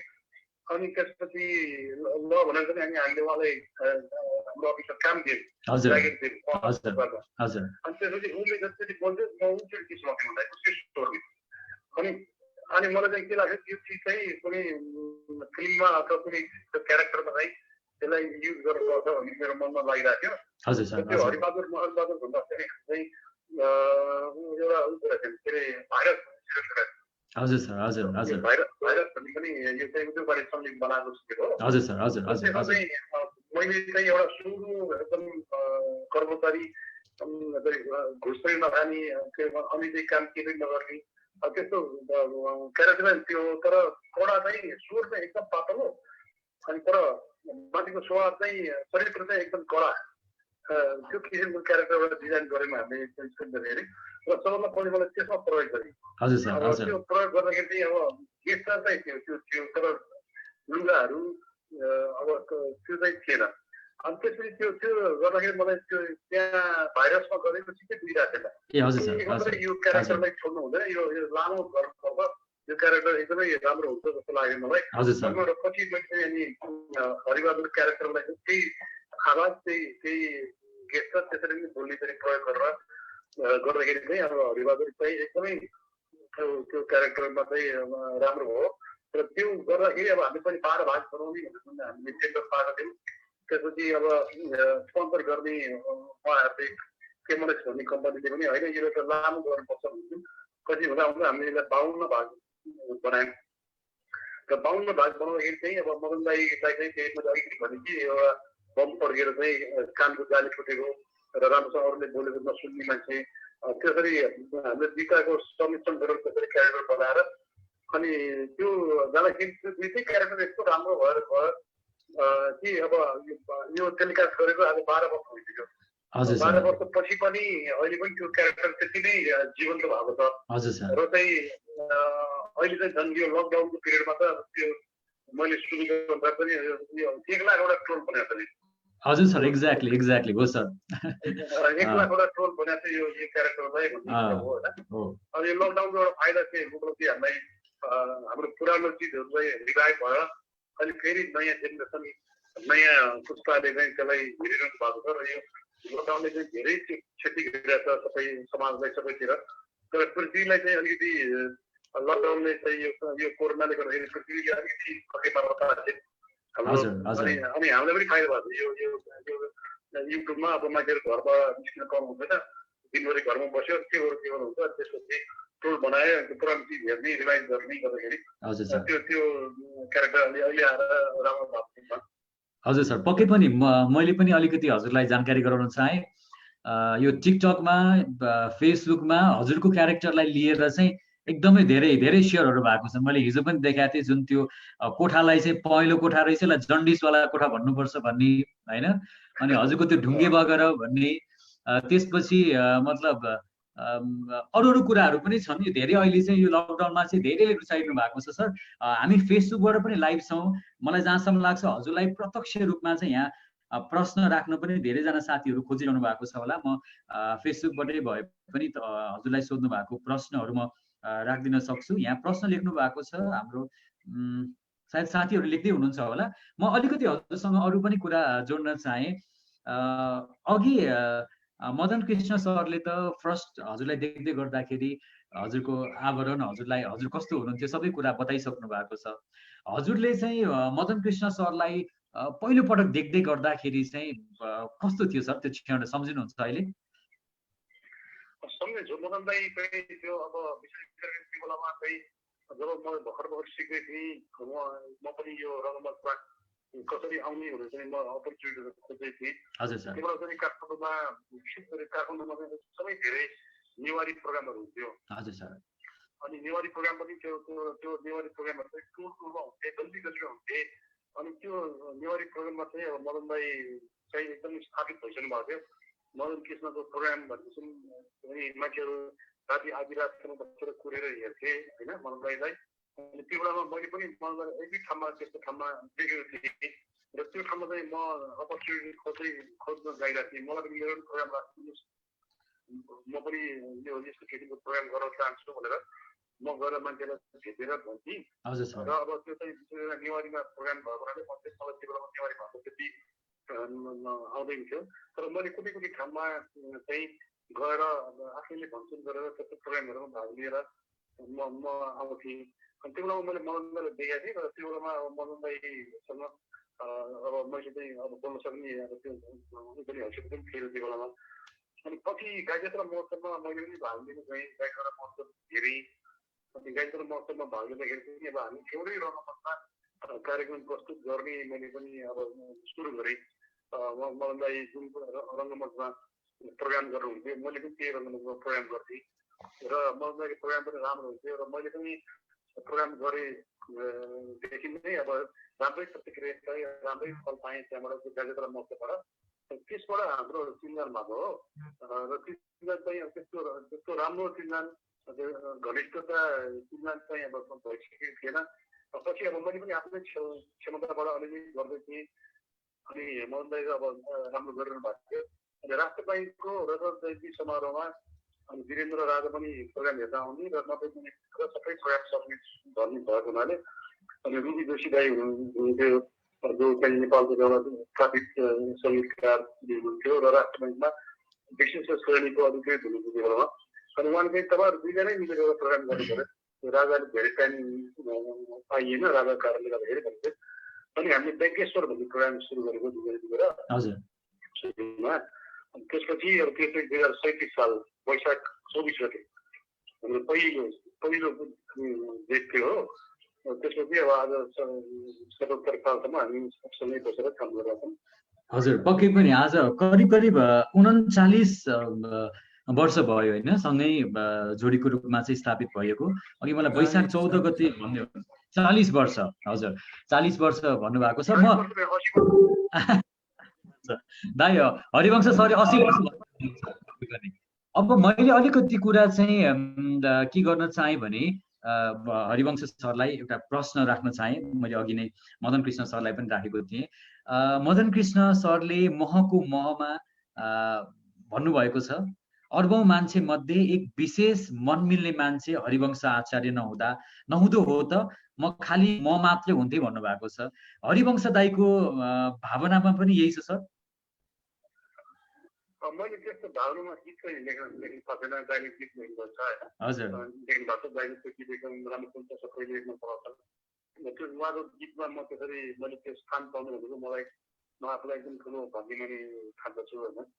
अनि मैले चाहिँ मदन दाईलाई भने एकचोटि मदन दाई र मेरो विषयमा कुरा गर्दाखेरि के गरी मदन कृष्णजी सबैभन्दा पहिले जित्नुभयो भने तपाईँ के गर्नुहुन्छ भनेर प्रश्न गर्दाखेरि मैले भनेको थिएँ मदन दाई पहिले जित्नुभयो भने मेरो फोटो पत्रिकामा गोर्खापत्रमा राखेर अनि हरिवंश आचार्य चाहिँ आज चाहिँ यो संसारमा हुनुहुन्न भनेर सम्झना थपाइदिन्छु भनेको थिएँ। अनि मेरो भावना त्यो हो मदन दाईले चाहिँ गीतमा राख्नुभयो। मैले चाहिँ गीतमा सबै मनमा राखेको छु। हाम्रो प्रोग्रामहरूमा सबै हाम्रो आइसिएफको कृतिहरूमा हामी सँगै त्यसरी प्राप्त बसेको त्यो मेरो लागि ठुलो उपहार हो, मेरो भाग्य हो। हजुर हजुर पक्कै पनि हामी यो जोडीलाई सधैँ देख्न चाहिरहन्छौँ। किनभने हामी जन्मिँदैखेरि नै हामीले देख्दै हुर्किँदै आएको जोडी हो होइन। अनुकरणीय जोडीको रूपमा हामीले लिएका छौँ। धेरै साथीहरूको दिमागमा एउटा अर्को प्रश्न पनि छ जुन यो पछिल्लो समय एकदमै चर्चा कमाइएको गीत छ hello madam where are you coming from भन्ने। यसको जन्म र यसको अलिकति थोरै विषयमा हरिवंश सरले केही भन्दिनुहुन्छ सर? यसमा जुन अमेरिकन नागरिक र नेपाली बीचको जुन संवादको रूपमा चाहिँ गाइएको गीत छ यो चाहिँ हाम्रो महायात्रा भनेर चाहिँ हामीले 3-4 वर्षमा एकचोटि प्रोग्राम प्रस्तुत गर्थ्यौँ र महायात्रा चाहिँ धेरै एउटा सङ्घ संस्था मिलेर स्पोन्सर गर्नुहुन्थ्यो। त्यो बेलामा अब देशभरि धेरै ठाउँहरूमा लायन्स क्लबहरूले रोटरी क्लबहरूले हाम्रो प्रोग्रामहरू गर्नुहुन्थ्यो र त्यो प्रोग्राम गर्दाखेरि अब दुईवटा चाहिँ दुईटा ड्रामा अनि त्यसपछि एउटा बिचमा चाहिँ म्युजिकल प्रोग्राम पनि एउटा राखेर चाहिँ मान्छेहरूलाई चाहिँ पेटभरि रमाइलो हुन्छ भनेर चाहिँ हामीले त्यो किसिमको प्रोग्राम डिजाइन गर्थ्यौँ। र अब महायात्रा भनेर हिजमा आइसकेपछि मान्छेलाई चाहिँ त्यो पनि म्याक्सिमम हामीलाई नै हेर्ने इच्छा हुन्छ उहाँहरूको। अनि अब रङ्गमञ्चमा प्रस्तुति गरिसकेपछि 3 घन्टाको प्रोग्राममा कमसेकम हामीले 2 घन्टाको हाम्रो उपस्थिति हुनुपर्छ भनेर हामी लाग्थ्यौँ। र दुईटा घटीमा पनि आधी घन्टाको प्रोग्राम र त्यसपछि अब यो 20-25 मिनटको यस्तो म्युजिकल प्रोग्रामहरू राख्छन्। अनि त्यही अन्तर्गत चाहिँ अब त्यो प्रोग्राम प्रस्तुत गर्ने बेलामा चाहिँ के गरिन्छ जे चिज चाहिँ नयाँ गर्नुपर्छ। नयाँ चिज गऱ्यो भने मात्रै त्यो चिज चल्छ, त्यसले मान्छेले मन पराउनुहुन्छ। अनि ल हाम्रो एकजना अमेरिकन लेडी नेपाल आएको अनि त्यसपछि नेपालमा चाहिँ अब एउटा मान्छे चाहिँ अमेरिकन र नेपालीको दोहोरी गीत त हामीले त धेरै गीतहरू छ हाम्रो नेपालमा। दोहोरी गीत त हामी धरी नै हो हाम्रो भण्डारै छ दोहोरी गीतको। र त्यो दोहोरी गीतमा पनि अब त्यो दोहोरी गीतको खिर्का यस्तो खिर्का लिएर गाउने मान्छे हुनुहुन्छ कि उहाँहरूको अगाडि अब हामी त्यो दोहोरी गीत गाउनु भनेको त त्यो गीत त एक छेउ नै आउँदैन। दोहोरी गीत गाउनु हामी जन्मिकै यस्तो लाग्छ मलाई। त्यो दोहोरी गीत गाउनु स्वर अर्कै हुन्छ, त्यो अर्कै स्वर लिएर जन्मेको हुन्छ मान्छेले। अनि अब त्यही पनि अब के गर्नु त नयाँपन के गरेर दिने हुन्छ नि त। एकजना अमेरिकन हुने एकजना चाहिँ नेपाली हुने हुन्छ, त्यो त नयाँपन भयो।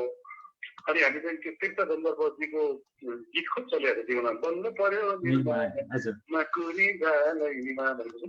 त्यो गीतमा चाहिँ अब त्यसलाई चाहिँ त्यो सङ्गीत चाहिँ त्यस्तो आधार बनाएर कविता हामीले लेख्यौँ हजुर र हजुर हामी तीर्थ गन्धर्वतिरै स्टुडियो लेख्यौँ हजुर हजुर हजुर हामीले विशेष गरेर हजुर दर्लाको हजुर स्टुडियो दिनुहोस् भनेछौँ अनि उहाँ एकदम खुसी हुनुभयो हजुर हुन्छ अब भाइ तपाईँहरूले गर्नुभएको छ मेरो पनि मलाई पनि राम्रो हुन्छ भन्नु र त्यो बेलामा हामीले तीर्थ गन्धर्वजीलाई लगेर कति मलाई ठ्याक्क एमाउन्ट त याद छैन तर कति 30,000 रुपियाँ चाहिँ हामीले उहाँलाई चाहिँ तपाईँको यो लय हामीले स्टार्टअप दिए बापत है भनेर दिएको हजुर मलाई चाहिँ त्यो पैसा आउँछ भनेर कति 30,000 भन्दै हुनुहुन्छ यता हरि मदन कृष्ण सरले 30,000 एकदम खुसी त्यो बेलामा अर्का गीतमा प्यारोडी बनाउने गाउने अनि त्यसपछि अब चलचित्र गीतमा प्यारोडी बनाएर गयो भने सजिलो पनि हुने चल्न पनि सजिलो हुने तर त मूल संस्थालाई चाहिँ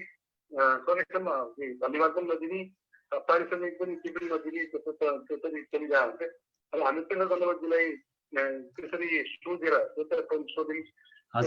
पारिश्रमिक पनि दिँदाखेरि चाहिँ यति खुसी हुनुभयो त्यो बेलामा त्यो समयमा त्यो पैसा ठुलै पैसा हो राम्रो पैसा हो र अनि त्यो गीत पनि अब उहाँ तीर्थ गन्धर्वजीको क्रिएसन हो त्यो हामीले त्यो टाइटलमा पनि राखेका छौँ कि शब्द चाहिँ महजोडीको र सङ्गीत चाहिँ तीर्थ गन्धर्वजीको भनेर राखेका छौँ र त्यो गीत चाहिँ अब अहिले पनि मान्छेले त्यति मन पराउनुहुन्छ अब म अमेरिकन लेडी भएको छु मनलाई चाहिँ अब सर मैले यहाँ फेसबुक लाइभबाट एउटा प्रश्न देखेँ मदन कृष्ण सर र हरिवंश सरले चाहिँ अगाडिको एक एक लाइन चाहिँ गाएर सुनाइदिनुहुन्छ भन्नुभएको छ प्रश्न यो अमेरिकन केटी हरिवंश बनेको बेलामा अमेरिकन भएर हरिवंश सरले गाउनु पर्यो अब दाइ मदन कृष्ण सरले स्टार्ट गर्नु पर्यो जस्तो लाग्यो मदन कृष्ण सरले जुन अमेरिकन गीतको सुरु गर्नु पर्यो हरिवंश सरले उत्तर दिनु पर्यो सुरु गरौँ हरिवंश अमेरिकन केटी भएर राम्रै देखियो होइन एकदमै राम्रो अमेरिकन जस्तो देखेर राम्रो गोरी आफै लट्ठ परेन थियो कसै राम्रो केटी ल अब मदन सरले पहिलो टुक्का गाइदिनु पर्यो यताबाट अब के छोप्ने भन्छ कि के भन्छ मदन हरिवंश सरले चाहिँ छोपिदिनु पर्यो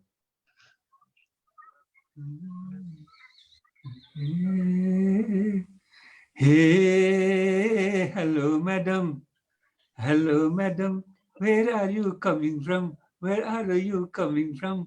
थमेल चोकमा गएर बात मारौँ ए निलो आँखा खैरो कपाल के काम परी घुम्न आयो के काम परी भिजिट गर्न आएको नेपाल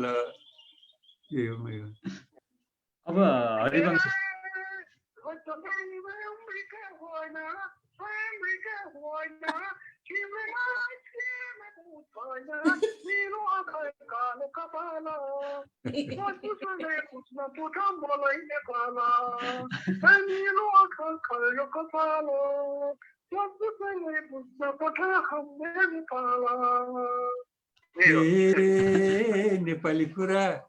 नेपाली कुरा कसरी गरेको को क्या हो कि स्कुलमै पढेको निलो आँखा खैरो कपाल के काम परी भिजिट गर्न आएको नेपाल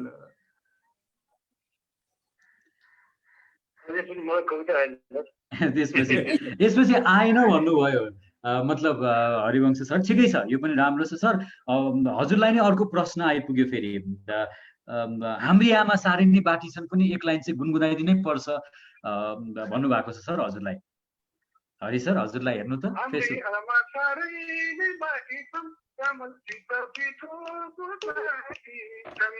हाम्रो बाबु घर बेचेर हस्ताले बिसाखा चित्ला खाले बिस्मैमा मुन गर्यो तिहे पछि वर्तमान फोन गर्यो हामी आमा सारैले बाँकी छन् चामल पिठो छन् हजुर मेरो चाहिँ यो मध्येको सबैभन्दा मनपर्ने चाहिँ अन्तिम लाइन छ नि जुन 52 घोषा 53 ठक्कर भन्ने यो हामी युवाहरूलाई नै केन्द्रित गरेर एकदम अहिलेसम्म पनि एकदम समसामयिक सर यसलाई पनि हजुरले अलिकति गुनगुनाइदिनुहुन्छ 52 घोषा 53 ठक्कर मैले पनि खुप्पा चुहन्दर कानु खोज्दा देखिन स्वदेशमा बिना काटे जानलाई विदेशमा पासपोर्टमा जाने खासलाई लियो 1 लाख रुपियाँ बेमाने खाइदियो खाइदियो पासपोर्टमा जाने ठाउँलाई दियो 1 लाख रुपियाँमा खाइदियो हाम्रीमा चाँडै पाके छन् चामल पिठा पिठो गुवाहाटी छन्। हजुर एकदमै राम्रो स्वर। हजुरलाई म हृदयदेखि नै एकदम आभार पनि प्रकट गर्न चाहन्छु सर। फोनबाटै पनि हामी श्रोता जेसिस युवाहरूसँग यसरी जोडिरहनु भएको छ। म जेसिस युवाहरूलाई नै अलिकति लक्षित गरेर म हरिवंश सरलाई र मदन कृष्ण सरलाई पालो पालो प्रश्न राख्न चाहन्छु। दुईजनाको जुन यो बन्धुत्व भावना छ 40 दुना 80 वर्ष पुगिसक्यो भनेर मदन कृष्ण सरले पनि राखिसक्नु भएको छ र विभिन्न आरोह अवरोहमा चाहिँ कहिले पनि हामीले प्रतिस्पर्धा पनि देखेनौँ र हरिवंश सरसँग र मदन कृष्ण सरसँग चाहिँ प्रतिशोधको कुनै पनि एकअर्काप्रति भावनै नराखिकन जुन एउटा बन्धुत्व विकास गरेर यहाँसम्म आउनु भएको छ। साँच्चीकै समाज निर्माणको लागि चाहिँ हजुरको तर्फबाट जेसिससँग आबद्ध भएका युवाहरूलाई हजुर के सन्देश राख्न सक्नुहुन्छ सर? हरिवंश सरलाई पहिला दिएँ मैले। अब यस्तो छ, मेरो विचारमा चाहिँ अब आफूले आफ्नो पेसाप्रति चाहिँ एकदमै इमान्दारी हुनुपर्छ मेरो विचारमा। हजुर। आफ्नो पेसालाई कहिले पनि आफूले बेइमानी गर्नु हुँदैन। हजुर हजुर। र चाहिँ नेपाली जनताले मन पराएको चिज चाहिँ अब आर्टिस्टले गर्नुपर्छ। जनतालाई मन नपरेको चिज आर्टिस्टले गर्नु हुँदैन र जनताले चित्त पुऱ्यायो भने त्यो मान्छे चाहिँ आफ्नो चाहिँ फ्रेमबाट बाहिर जानुपर्ने हुन्छ। त्यो कारणले गर्दाखेरि अब हामीले चाहिँ सिक्युरिटी यस्तो चाहिँ एउटा एउटा मौकाहरूले पाउँदैन। यो समय दिएको हामीलाई समय महाभारत हेर्दाखेरि लाग्छ समय सबैभन्दा ठुलो बलवान हुन्छ भन्थे। समय नै सबैभन्दा ठुलो बलवान हो। हामी यस्तो समयमा जन्मिएछौँ कि हामीले चाहिँ यो मित्रतालाई एउटा प्रतिको रूपमा एउटा अवसरको रूपमा हामीले जोड्ने मौका पायौँ। त्यो समयले दियो र त्यो मौका सबैले चाहिँ पाउँदैनन् पनि। र अनि हामी एउटा चाहिँ पेसाप्रति एउटा वफादारी छौँ कि हामीले यो पेसालाई कहिले पनि छोडेनन्। लागि चाहिँ आजको दिनमा पनि लागेको निरन्तरता दिएको छौँ। र अब त्यसपछि अब मेरो कतिवटा कमजोरी होला कतै मैले त्यो चिजलाई मदन दाईले सहेर दिनुभएको छ। अनि मदन दाईको पनि केही कमजोरी होला त्यसलाई मैले सहेर बसेको छु। र त्यो सहनु भनेपछि चाहिँ अब मदन दाईले मलाई कहिले पनि त्यस्तो हन्ट हुने किसिमको मलाई हट हुने किसिमको कामहरू सकेसम्म गर्नु हुँदैन। र म पनि यो चिज काम गर्दाखेरि मदन दाईलाई मन पर्छ। मैले उहाँलाई बुझेर उहाँलाई पनि मन बुझ्ने कामहरू म कहिले पनि गर्दिनँ। र अर्को कुरो जस्तो लाग्छ म पनि मान्छे बेमान छैन, मदन दाई पनि बेमान हुन्छ। त्यो कारणले गर्दाखेरि पेसाप्रतिको वफादारी र यदि अर्कालाई सम्मान गरेर हिँडेको प्रतिफल हो यो आज हामी जुन स्थानमा पुग्न सक्यौँ अवसर पायौँ। यो सिक्युरिटी कसैले पाउने यो अवसर पनि होइन र यो हामीले पाएको अवसरलाई हामी त्यति नै सम्मान दिएर हिँड्न सक्यौँ भने हामी पनि आफू पनि सम्मानित हुन्छौँ र सबैले अब हुन्छ हामीबाट के सिक्नु र होइन। तर मैले जानेको कुरा मैले सेयर गरेको चाहिँ यही हो कि आफ्नो पेसाप्रति सधैँ राख्नु र बेइमानी केही चिजमा नगरेर सक्छ। मदन कृष्ण सरले पनि यो जुन दुईजना बीचको प्रगाढ स्नेह बन्धुत्वको भावना छ यस विषयमा जेसीसँग र तमाम युवा साथीहरूलाई केही मेसेज राख्नुहुन्छ मदन कृष्ण सरले पनि? हुन त अघि पनि आइसकेको छ यो कुरा त मानिसहरू सबै आफूले खोजेको जस्तो आफूले भनेको जस्तो 100मा 100 कोही पनि हुँदैन होइन।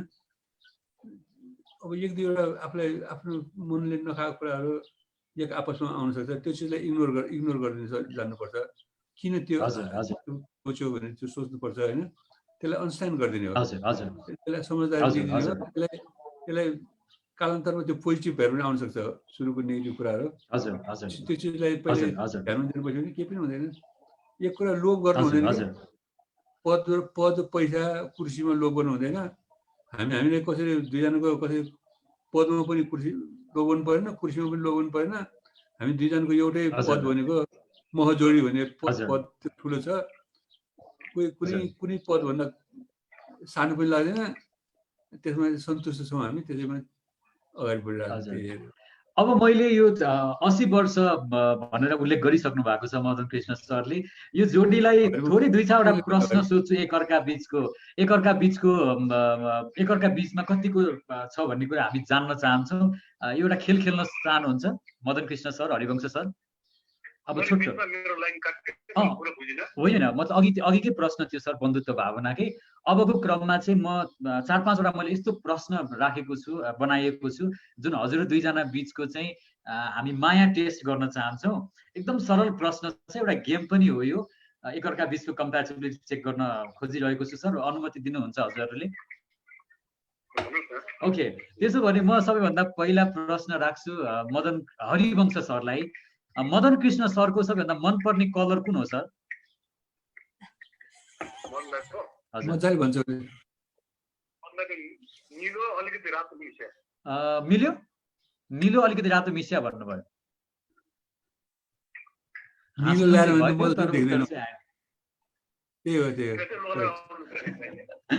मिल्यो कि मिलेन? हरिवंश सरले भन्नुभएको निलो हल्का रातो मिल्यो सर, मदन सर? मिल्यो भन्नुभएको छ है। ल त्यसो भने अब यही प्रश्न म मदन सरलाई सोध्छु। मदन सर, हरिवंश सरको चाहिँ मनपर्ने कलर कुन हो? हरिवंशको मनपर्ने,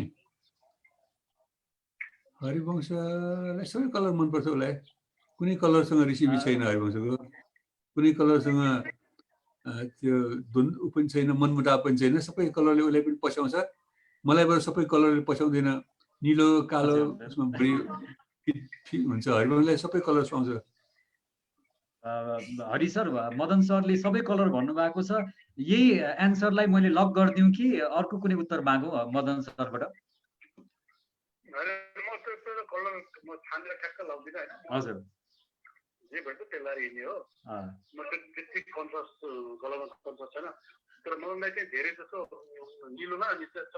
रातो मिल्छ।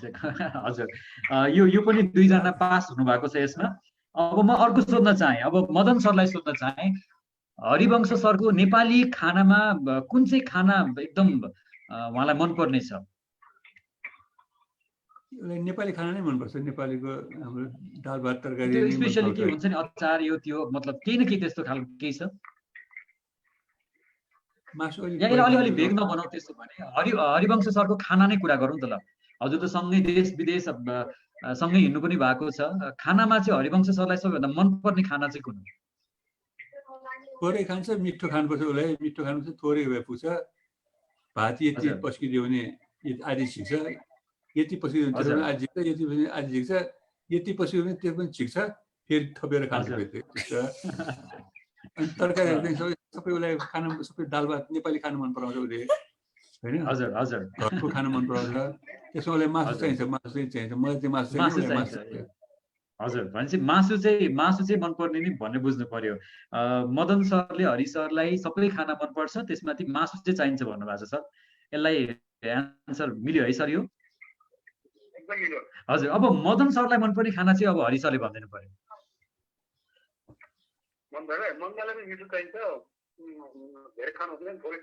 हजुर हजुर, अन्डा अन्डा भन्नुभयो हो। मदन सरलाई अन्डा मनपर्छ भन्नुभयो, हरि सरले मिल्यो? अन्डा मनपर्छ भनेको अन्डामा सबै भिटामिन हुन्छ, होइन? ए हरिवंश सरलाई कुखुरा मनपर्छ, मदन सरलाई चाहिँ अन्डा मनपर्छ। कुखुरा भन्ने बित्तिकै बडो हाँस्नु भयो सर। हरि सर, केही छ क्या कुखुरा सम्बन्धी त्यस्तो अलिकति रोचक घटना?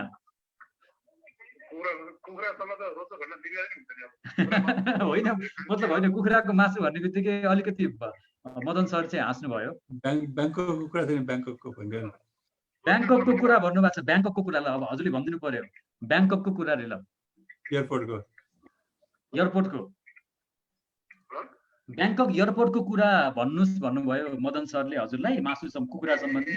हजुर, यो मदनलाई चाहिँ पहिले मासु खानुहुन्थ्यो, हजुर, अनि बिचमा भेजिटेरियन हुनुभयो, अब अहिले चाहिँ फाटाफुटा खानुहुन्छ कहिले। हजुर हजुर हजुर, अनि ब्याङ्कक एयरपोर्टमा चाहिँ हामी अस्ट्रेलिया जाँदाखेरि हजुर हजुर हजुर हजुर 11 घन्टा ट्रान्जिट गर्नु पर्यो। हजुर हजुर हजुर, त्यो बेलामा मदनलाई मासु नखाने। हजुर सर, हजुर।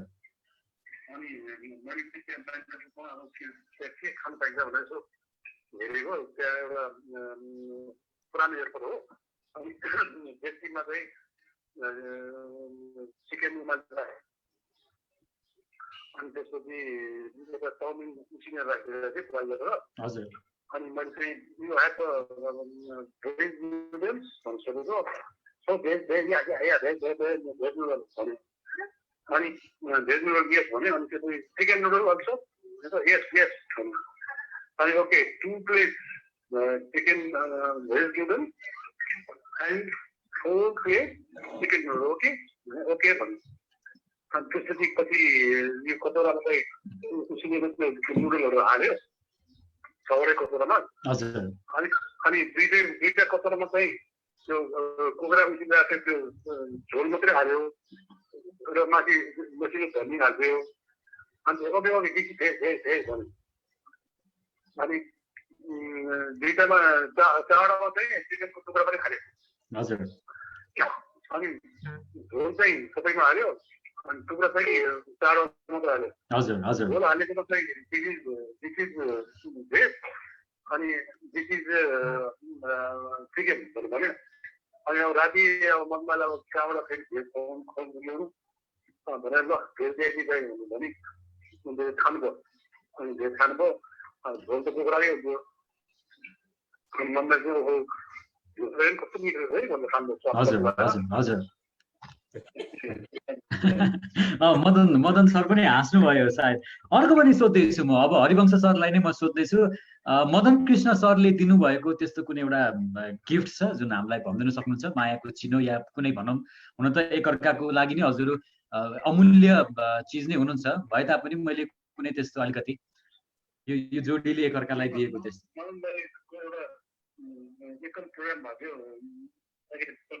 हजुर हजुर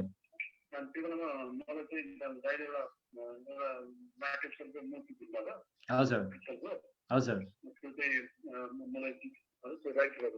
ए हजुर नाट्येश्वरको मूर्ति भन्नुभयो अनि मदन सरलाई सोध्न चाहे हरिवंश सरले दिएको त्यस्तो खालको कुनै गिफ्ट छ मतलब हजुरलाई अहिले सम्झिन सक्ने हजुरलाई एकदम मन परेको हरिवंश सबभन्दा अमूल्य चिज भने मलाई यत्रो 40 वर्षसँगै साथ दिएको सबभन्दा ठुलो गिफ्ट हो त्यो मदन सरले त एकदम डिप्लोमेटिक तरिकाले एन्सर दिनुभएछ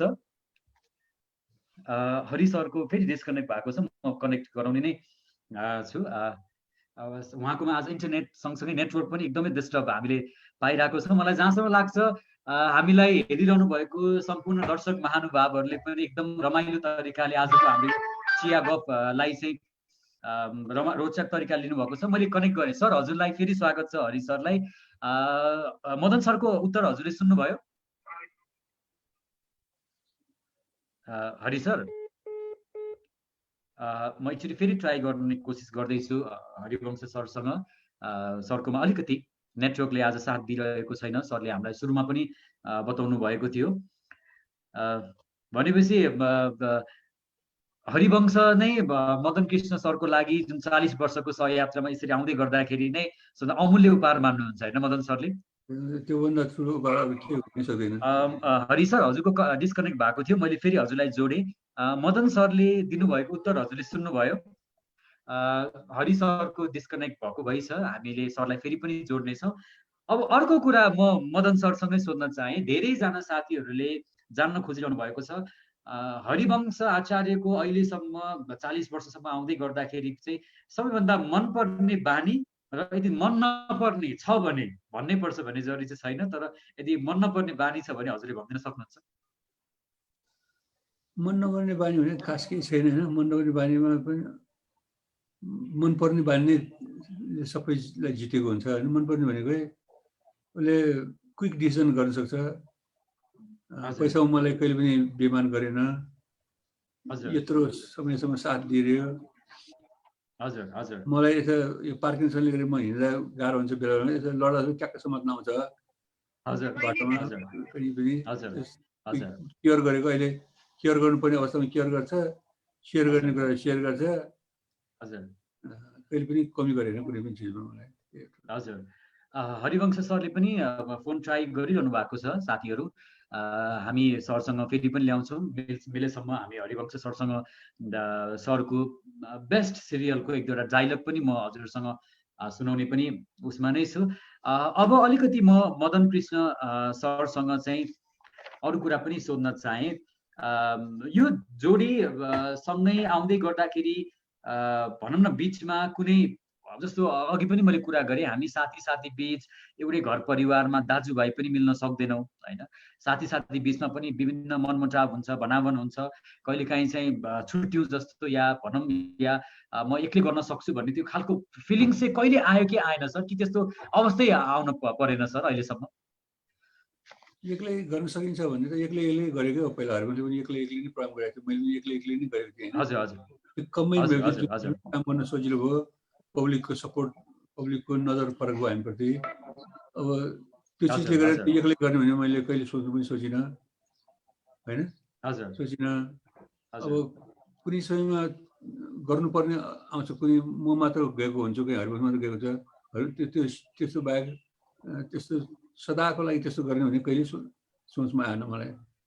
बरु छोडिदिने नत्र नि रोकिदिने, त्यो छोड्ने भन्ने कुरा आउँदैन। हजुर हरि सरको फोन लागिरहेको छैन।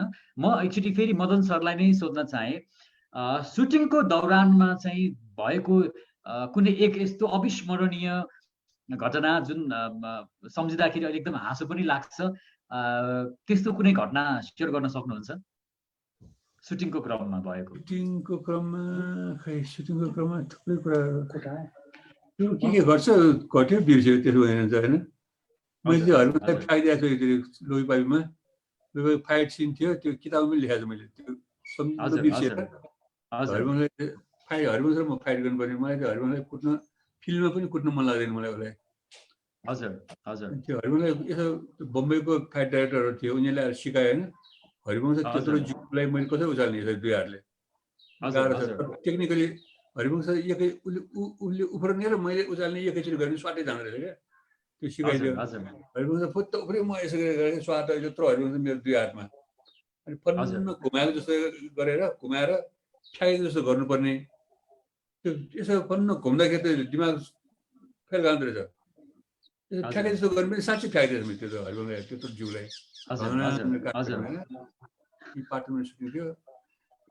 के गरेछु चसङ्ग भए टेबलको चुचु चाचु थियो त कहिले लाग्यो भए अर्कै दुर्घटना नराम्रो दुर्घटना हुन्थ्यो, त्यो बच्यो त्यो भोलि बिर्सिने थियो बेला पनि सम्झिरहन्छु म। त्यो बेलामा सम्झिँदाखेरि अलिकति डर भए तापनि अहिले चाहिँ सम्झिँदाखेरि अलिकति हाँस्छु। हरिवंशले मलाई दाइ भनेर रेस्पेक्ट गरेर कुरा गर्थ्यो त्यो टाइम होइन।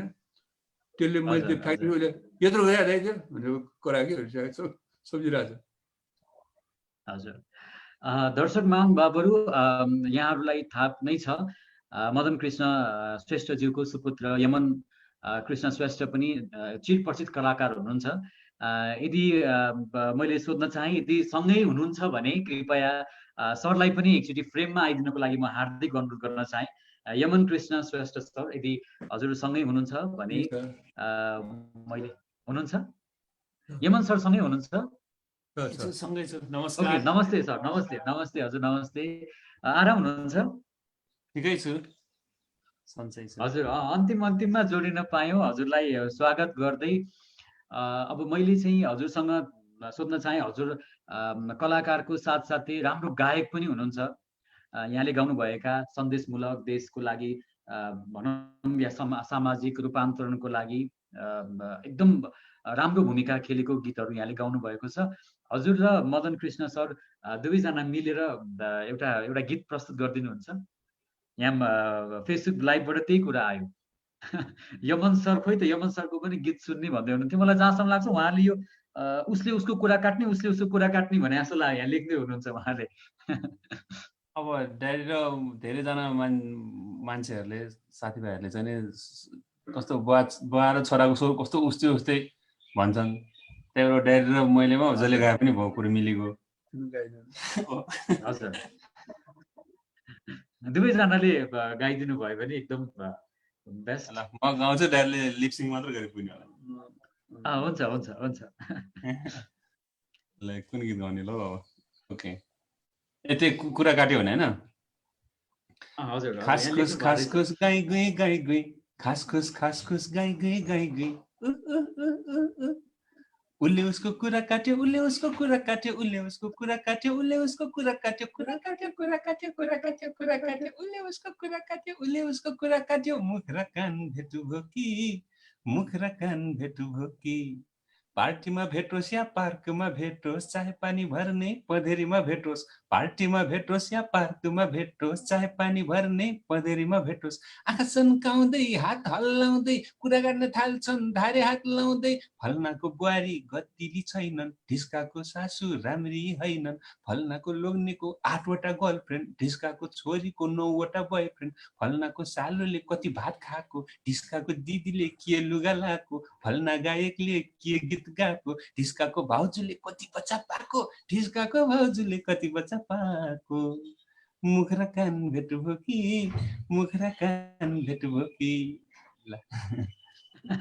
हजुर एकदमै यो एकदमै चर्चितदेखि मलाई जहाँसम्म धेरैजनाले चाहिँ गुनगुनाउने गीत नै हो यो एकदम लिरिक्स पनि सजिलो छ गाउन पनि एकदमै सजिलो भएर पनि हुन सक्छ हैन अब अलिकति मैले यमन सरलाई नै सोध्न चाहे नेपालकै एकदम अनुकरणीय जोडीको घरमा यहाँको जन्म पनि भयो र सानैदेखि मलाई जहाँसम्म लाग्छ हजुरले हरिवंश आचार्य र मदन कृष्ण आचार्य सँगै रहँदै गर्दाखेरि धेरै कुरा थाहा पाउनु पनि भएको छ धेरै कुराको बारेमा यहाँ विज्ञ पनि हुनुहुन्छ यस्तो कुनै रोचक भनौँ या यस्तो कुनै अविस्मरणीय या यस्तो कुनै चाहिँ बुवा र अङ्कल नै भनेर हजुरले सम्बोधन गर्नुहुन्छ होला मलाई जहाँसम्म लाग्छ हरिवंश आचार्य सरलाई दुईजनाको बिचको यो सम्बन्ध र दुईजना बिचको जुन माया देख्दै गर्दाखेरि चाहिँ योसम्म पनि हुँदो रहेछ या यस्तो खालको हुँदो रहेछ भन्ने यस्तो केही छ सर त्यस्तो ढ्याक्क समिँदैन हैन तैपनि अब हरेक ड्याडी अङ्कलहरू मैले बच्चादेखि नै सधैँ देखिराखेको भयो अनि हरेक दिनहरू नै अविस्मरणीय नै हुन्छ खालि सम्झिन नसकेर मात्र हो सबै हजुर हरेक दिन नै अविस्मरणीय छ सम्झिन नसकेर मात्र गाह्रो भएर हुन त यस्तो हुन्छ अब हामीहरू बाहिर बसेर हेर्ने मान्छेलाई चाहिँ एउटा दुईटा बेला बेलामा देख्दै गर्दाखेरि चाहिँ त्यो स्वाभाविक लाग्नु र अलिकति आश्चर्य लाग्नु त स्वाभाविकै हो अब मैले फेरि पनि दोहोऱ्याउन चाहे यहाँको जन्म नै महपरिवारभित्र भइसकेपछि त त्यो प्रत्येक क्षण प्रत्येक सेकेन्ड नै हजुरको लागि त अविस्मरणीय नै छ नि होइन अब दर्शकवृन्द हामी कार्यक्रमको लगभग अन्त्यतर्फ पनि आइसकेको छ म यमन कृष्ण श्रेष्ठ सरलाई पनि एकदम आभार प्रकट गर्न चाहन्छु र जाँदै यमन सरलाई र मदन कृष्ण सरलाई फेसबुक हेरेर बसिरहनु भएको र अहिलेको अवस्थामा जुन यो लकडाउनको अवस्थामा जति पनि घरमै बसेर हजुरलाई हेरिरहनु भएको दर्शक महानुभावहरू युवा साथीहरूलाई चाहिँ पालो आफ्नो केही सुझावहरू छन् भने राखिदिनुको लागि म हार्दिक अनुरोध गर्न चाहन्छु मदन कृष्ण सर सुरु गरौँ हजुर सुझाव पहिला जिन्दगीमा कहिले नभोगेको अवस्थामा छौँ हामी होइन लकडाउन यत्रो लामो लकडाउनमा छौँ अझ लकडाउन अझ बढ्ने स्थितिमा छ अस्ति हामीले यो 2 हप्ता जो दिन बितायौँ मृत्यु दर सुन्न हेरेर मक्क परिरहेको थियौँ र इन्फेक्टेड मान्छेहरू पनि सङ्क्रमितहरू पनि थोरै छन् नेपाललाई एकदमै कम रहेछ हामी नेपालीहरूलाई भाग्यमानी रहेछौँ भन्ने खालको लागेको थियो विदेशमा चाहिँ लन्डनतिर अमेरिकातिर चाहिँ निधन भइरहेछन् होइन अब चाहिँ जब भारतबाट मान्छेहरू आउन थालेपछि अब यहाँ काठमाडौँमा पनि छिरिसक्यो भक्तपुरमा छिरिसक्यो अब नजिक आइसक्यो होइन अब चाहिँ लकडाउनको हेरो अब बुझ्नुपर्छ लकडाउन भएर बस्नुपर्ने काम अब विशेष छ खालि यो सँगसँगै चाहिँ घरमा खानेकुराहरू सिद्धिने अवस्था पनि अब सुरु भइसक्यो कति ठाउँमा गाह्रो भइसक्यो होइन त्यसमा गभर्मेन्टले चाहिँ त्यसको लागि बन्दोबस्त गरिदिनै पर्छ अब त्यो भारतबाट आउनु खोजेकोहरूलाई पनि अब आउनु दिनै पर्यो अर्काको देशमा पुरा के पनि सहयोग कम हुन्छ भने जस्तो हुँदैन आफ्नो घर जस्तो आफ्नो घरमा भोकै बस्नु र अन्त तन्न खाएर बस्नु आफ्नो घरमा बसेकै राम्रो हुन्छ अब आयो अब बढी सतर्क हुनुपर्छ लकडाउनको लागि सतर्क हुनुपर्छ आफूले गर्ने सहयोग के छ भने सहयोग पनि गर्नुपर्छ हैन सहयोग पनि गर्नुपर्छ त्यो डिस्टेन्स मेन्टेन गर्ने, कहीँ छुँदा कतै छुँदा साबुन पानीले हात धोइहाल्ने, डिस्टेन्स मेन्टेन गरेर बस्नुपर्छ। कतै गइहाल्नु भयो भने सुरक्षित आफूलाई जिरो रिस्कमा राख्नलाई प्रयास गर्नुपर्छ। अब चाहिँ गाह्रो डरलाग्दो हुने सम्भावना बढी देखिरहेको छ मैले। हजुर सबै केयर गर्नु होला। हजुर यमन कृष्ण सरलाई पनि यहाँ त युवाहरूमा एकदम चिरपरिचित पनि हुनुहुन्छ। युवा साथीहरूलाई विशेष गरी के भन्न चाहनुहुन्छ? अब ड्याडीले जे भन्नुभयो सबै त्यही नै हो। मेरो मनमा पनि त्यही कुराहरू नै छ। हामी जहिले पनि सल्लाह गर्ने कुराहरू यही नै हो। अब बाभन्दा छोरा किन जान्ने हुनु, सबै त्यही नै हो। सबैजना अलिकति सतर्क भएरै बस्नुपर्ने भयो, जिरो उसमा बस्नुपर्ने भयो। अनि त्यो अस्ति एउटा गीत गाएको थिएँ, लकडाउन लकडाउन लकडाउन संसारै छ नि सटडाउन, भन्दैन भाइरसले छेत्री लिम्बू नेवार बाहुन भने जस्तो कसैलाई पनि छोड्दैन। त्यही भएर हामी सबैजना एकदम सतर्क भएर बस्नुपर्छ भन्ने कुरा भन्न चाहन्छु सबैजना। हजुर हजुर आदरणीय दर्शक विदेशका थुप्रो मान्छेहरू फर्किँदैछन् होइन। हजुर हजुर अवस्था भइरहेछ, आउने सम्भावना बढी देखिरहेछ। त्यो आयो भने अब त्यसै त इकोनोमिक डामाडोल भएको बेलामा अनइम्प्लोइमेन्टको ठुलो नै भाडै बस्छ। त्यो बेलाको लागि अब त्यसको लागि पनि गभर्मेन्टको मान्छेहरूबाट भनिरहेको सुनेको छु। उहाँहरूले चाहिँ बाहिरबाट आएपछि हामीले केही काम रोजगारीको बन्दोबस्त गर्नुपर्छ भनेर सोचिसकेको पनि लाग्छ। र उनीहरूलाई काम दिनुलाई त्यत्रो वर्ष बाहिर बसेर के काम गर्यो, के सिप त सिकेर आयो नि। एउटा कसैले रेस्टुरेन्ट चलाउने सिप सिक्यो होला, कसैले कुकिङको विषयमा सिक्यो होला, कसैले कृषि नै सिक्यो होला, कसैले उद्योगको सिक्यो होला। त्यो सिकेको कहाँको मान्छेले को के कुरा सिक्यो त्यो डाटा लिएर यदि काम गर्न एउटा क्यालकुलेसन पनि गरिसक्नुपर्छ। नत्र त्यो पहाड एकैचोटि आइसकेपछि प्लानिङ गऱ्यो भने गाह्रो हुन्छ। अहिलेदेखि प्लानिङ फास्ट। अब यो अस्ति एउटा हरारे भन्नेको लेख पनि पढाएको थिएँ मैले सेतो पार्टीमा। त्यो उसले भनेको थियो अब कतिजना बच्छौँ यो पृथ्वीमा हामी मान्छेहरू। यो भाइरसले एकदमै बडा फैलिरहेको छ, डरलाग्दो छ। हामी कतिजना बच्छौँ त्यसले चाहिँ अर्को किसिमले संसार सुरु गर्नुपर्ने हुन्छ भनेको छ होइन। अब आर्थिक स्थिति डामाडोल भइ नै सक्यो, अझ हुन्छ। त्यसलाई सम्हाल्नेतिर कसरी सम्हाल्ने त्यो पनि सोच्नुपर्छ। सबभन्दा पहिला चाहिँ मान्छेको ज्यानलाई जोगाउन नै प्रायोरिटी दिनुपर्छ, त्यसपछि आर्थिक अरू कुराहरू सेकेन्ड कुराहरू। नत्र अहिले कस्तो भने तिमी सर्पले टोकाएर मर्छौ कि बाघले टोकाएर मर्छौ भने जस्तो चोइस त्यसो भयो। या त भोकमरीबाट मर्नु पर्यो या त भाइरसबाट मर्नु पर्यो। दुइटै टफ छन्। दुइटैबाट बस्ने उपाय गर्नु पर्यो, बस्ने बचाउने। हजुर पक्कै पनि दर्शक महानुभावहरू, यदि यहाँहरूले आज हाम्रो एपिसोड हेरिसक्नु भएको छ भने धेरै कुराहरू हाम्रो आदरणीय व्यक्तित्व मदन कृष्ण श्रेष्ठ सर, हरिवंश सरसँग हामीले फोन कन्भर्सेसन पनि गरेर यहाँहरू समक्ष उहाँको भनाइहरू पनि राख्ने मौका हामीले दियौँ। र त्यसै गरेर यमन कृष्ण श्रेष्ठ सरलाई पनि आजको कार्यक्रममा आइदिएर यो महत्त्वपूर्ण समयमा पनि हामी माझमा लकडाउन अवस्थामा बस्दै गरेका नेपाली युवाहरूलाई आफ्नो सन्देशहरू राखिदिनु भएकोमा म सबैजनालाई हृदयदेखि नै आभार प्रकट गर्दै फेरि आगामी एपिसोडमा यहाँहरूसँग आउने जमर्को राख्दै यहाँबाट बिदा हुन चाहन्छु। नमस्ते। नमस्कार।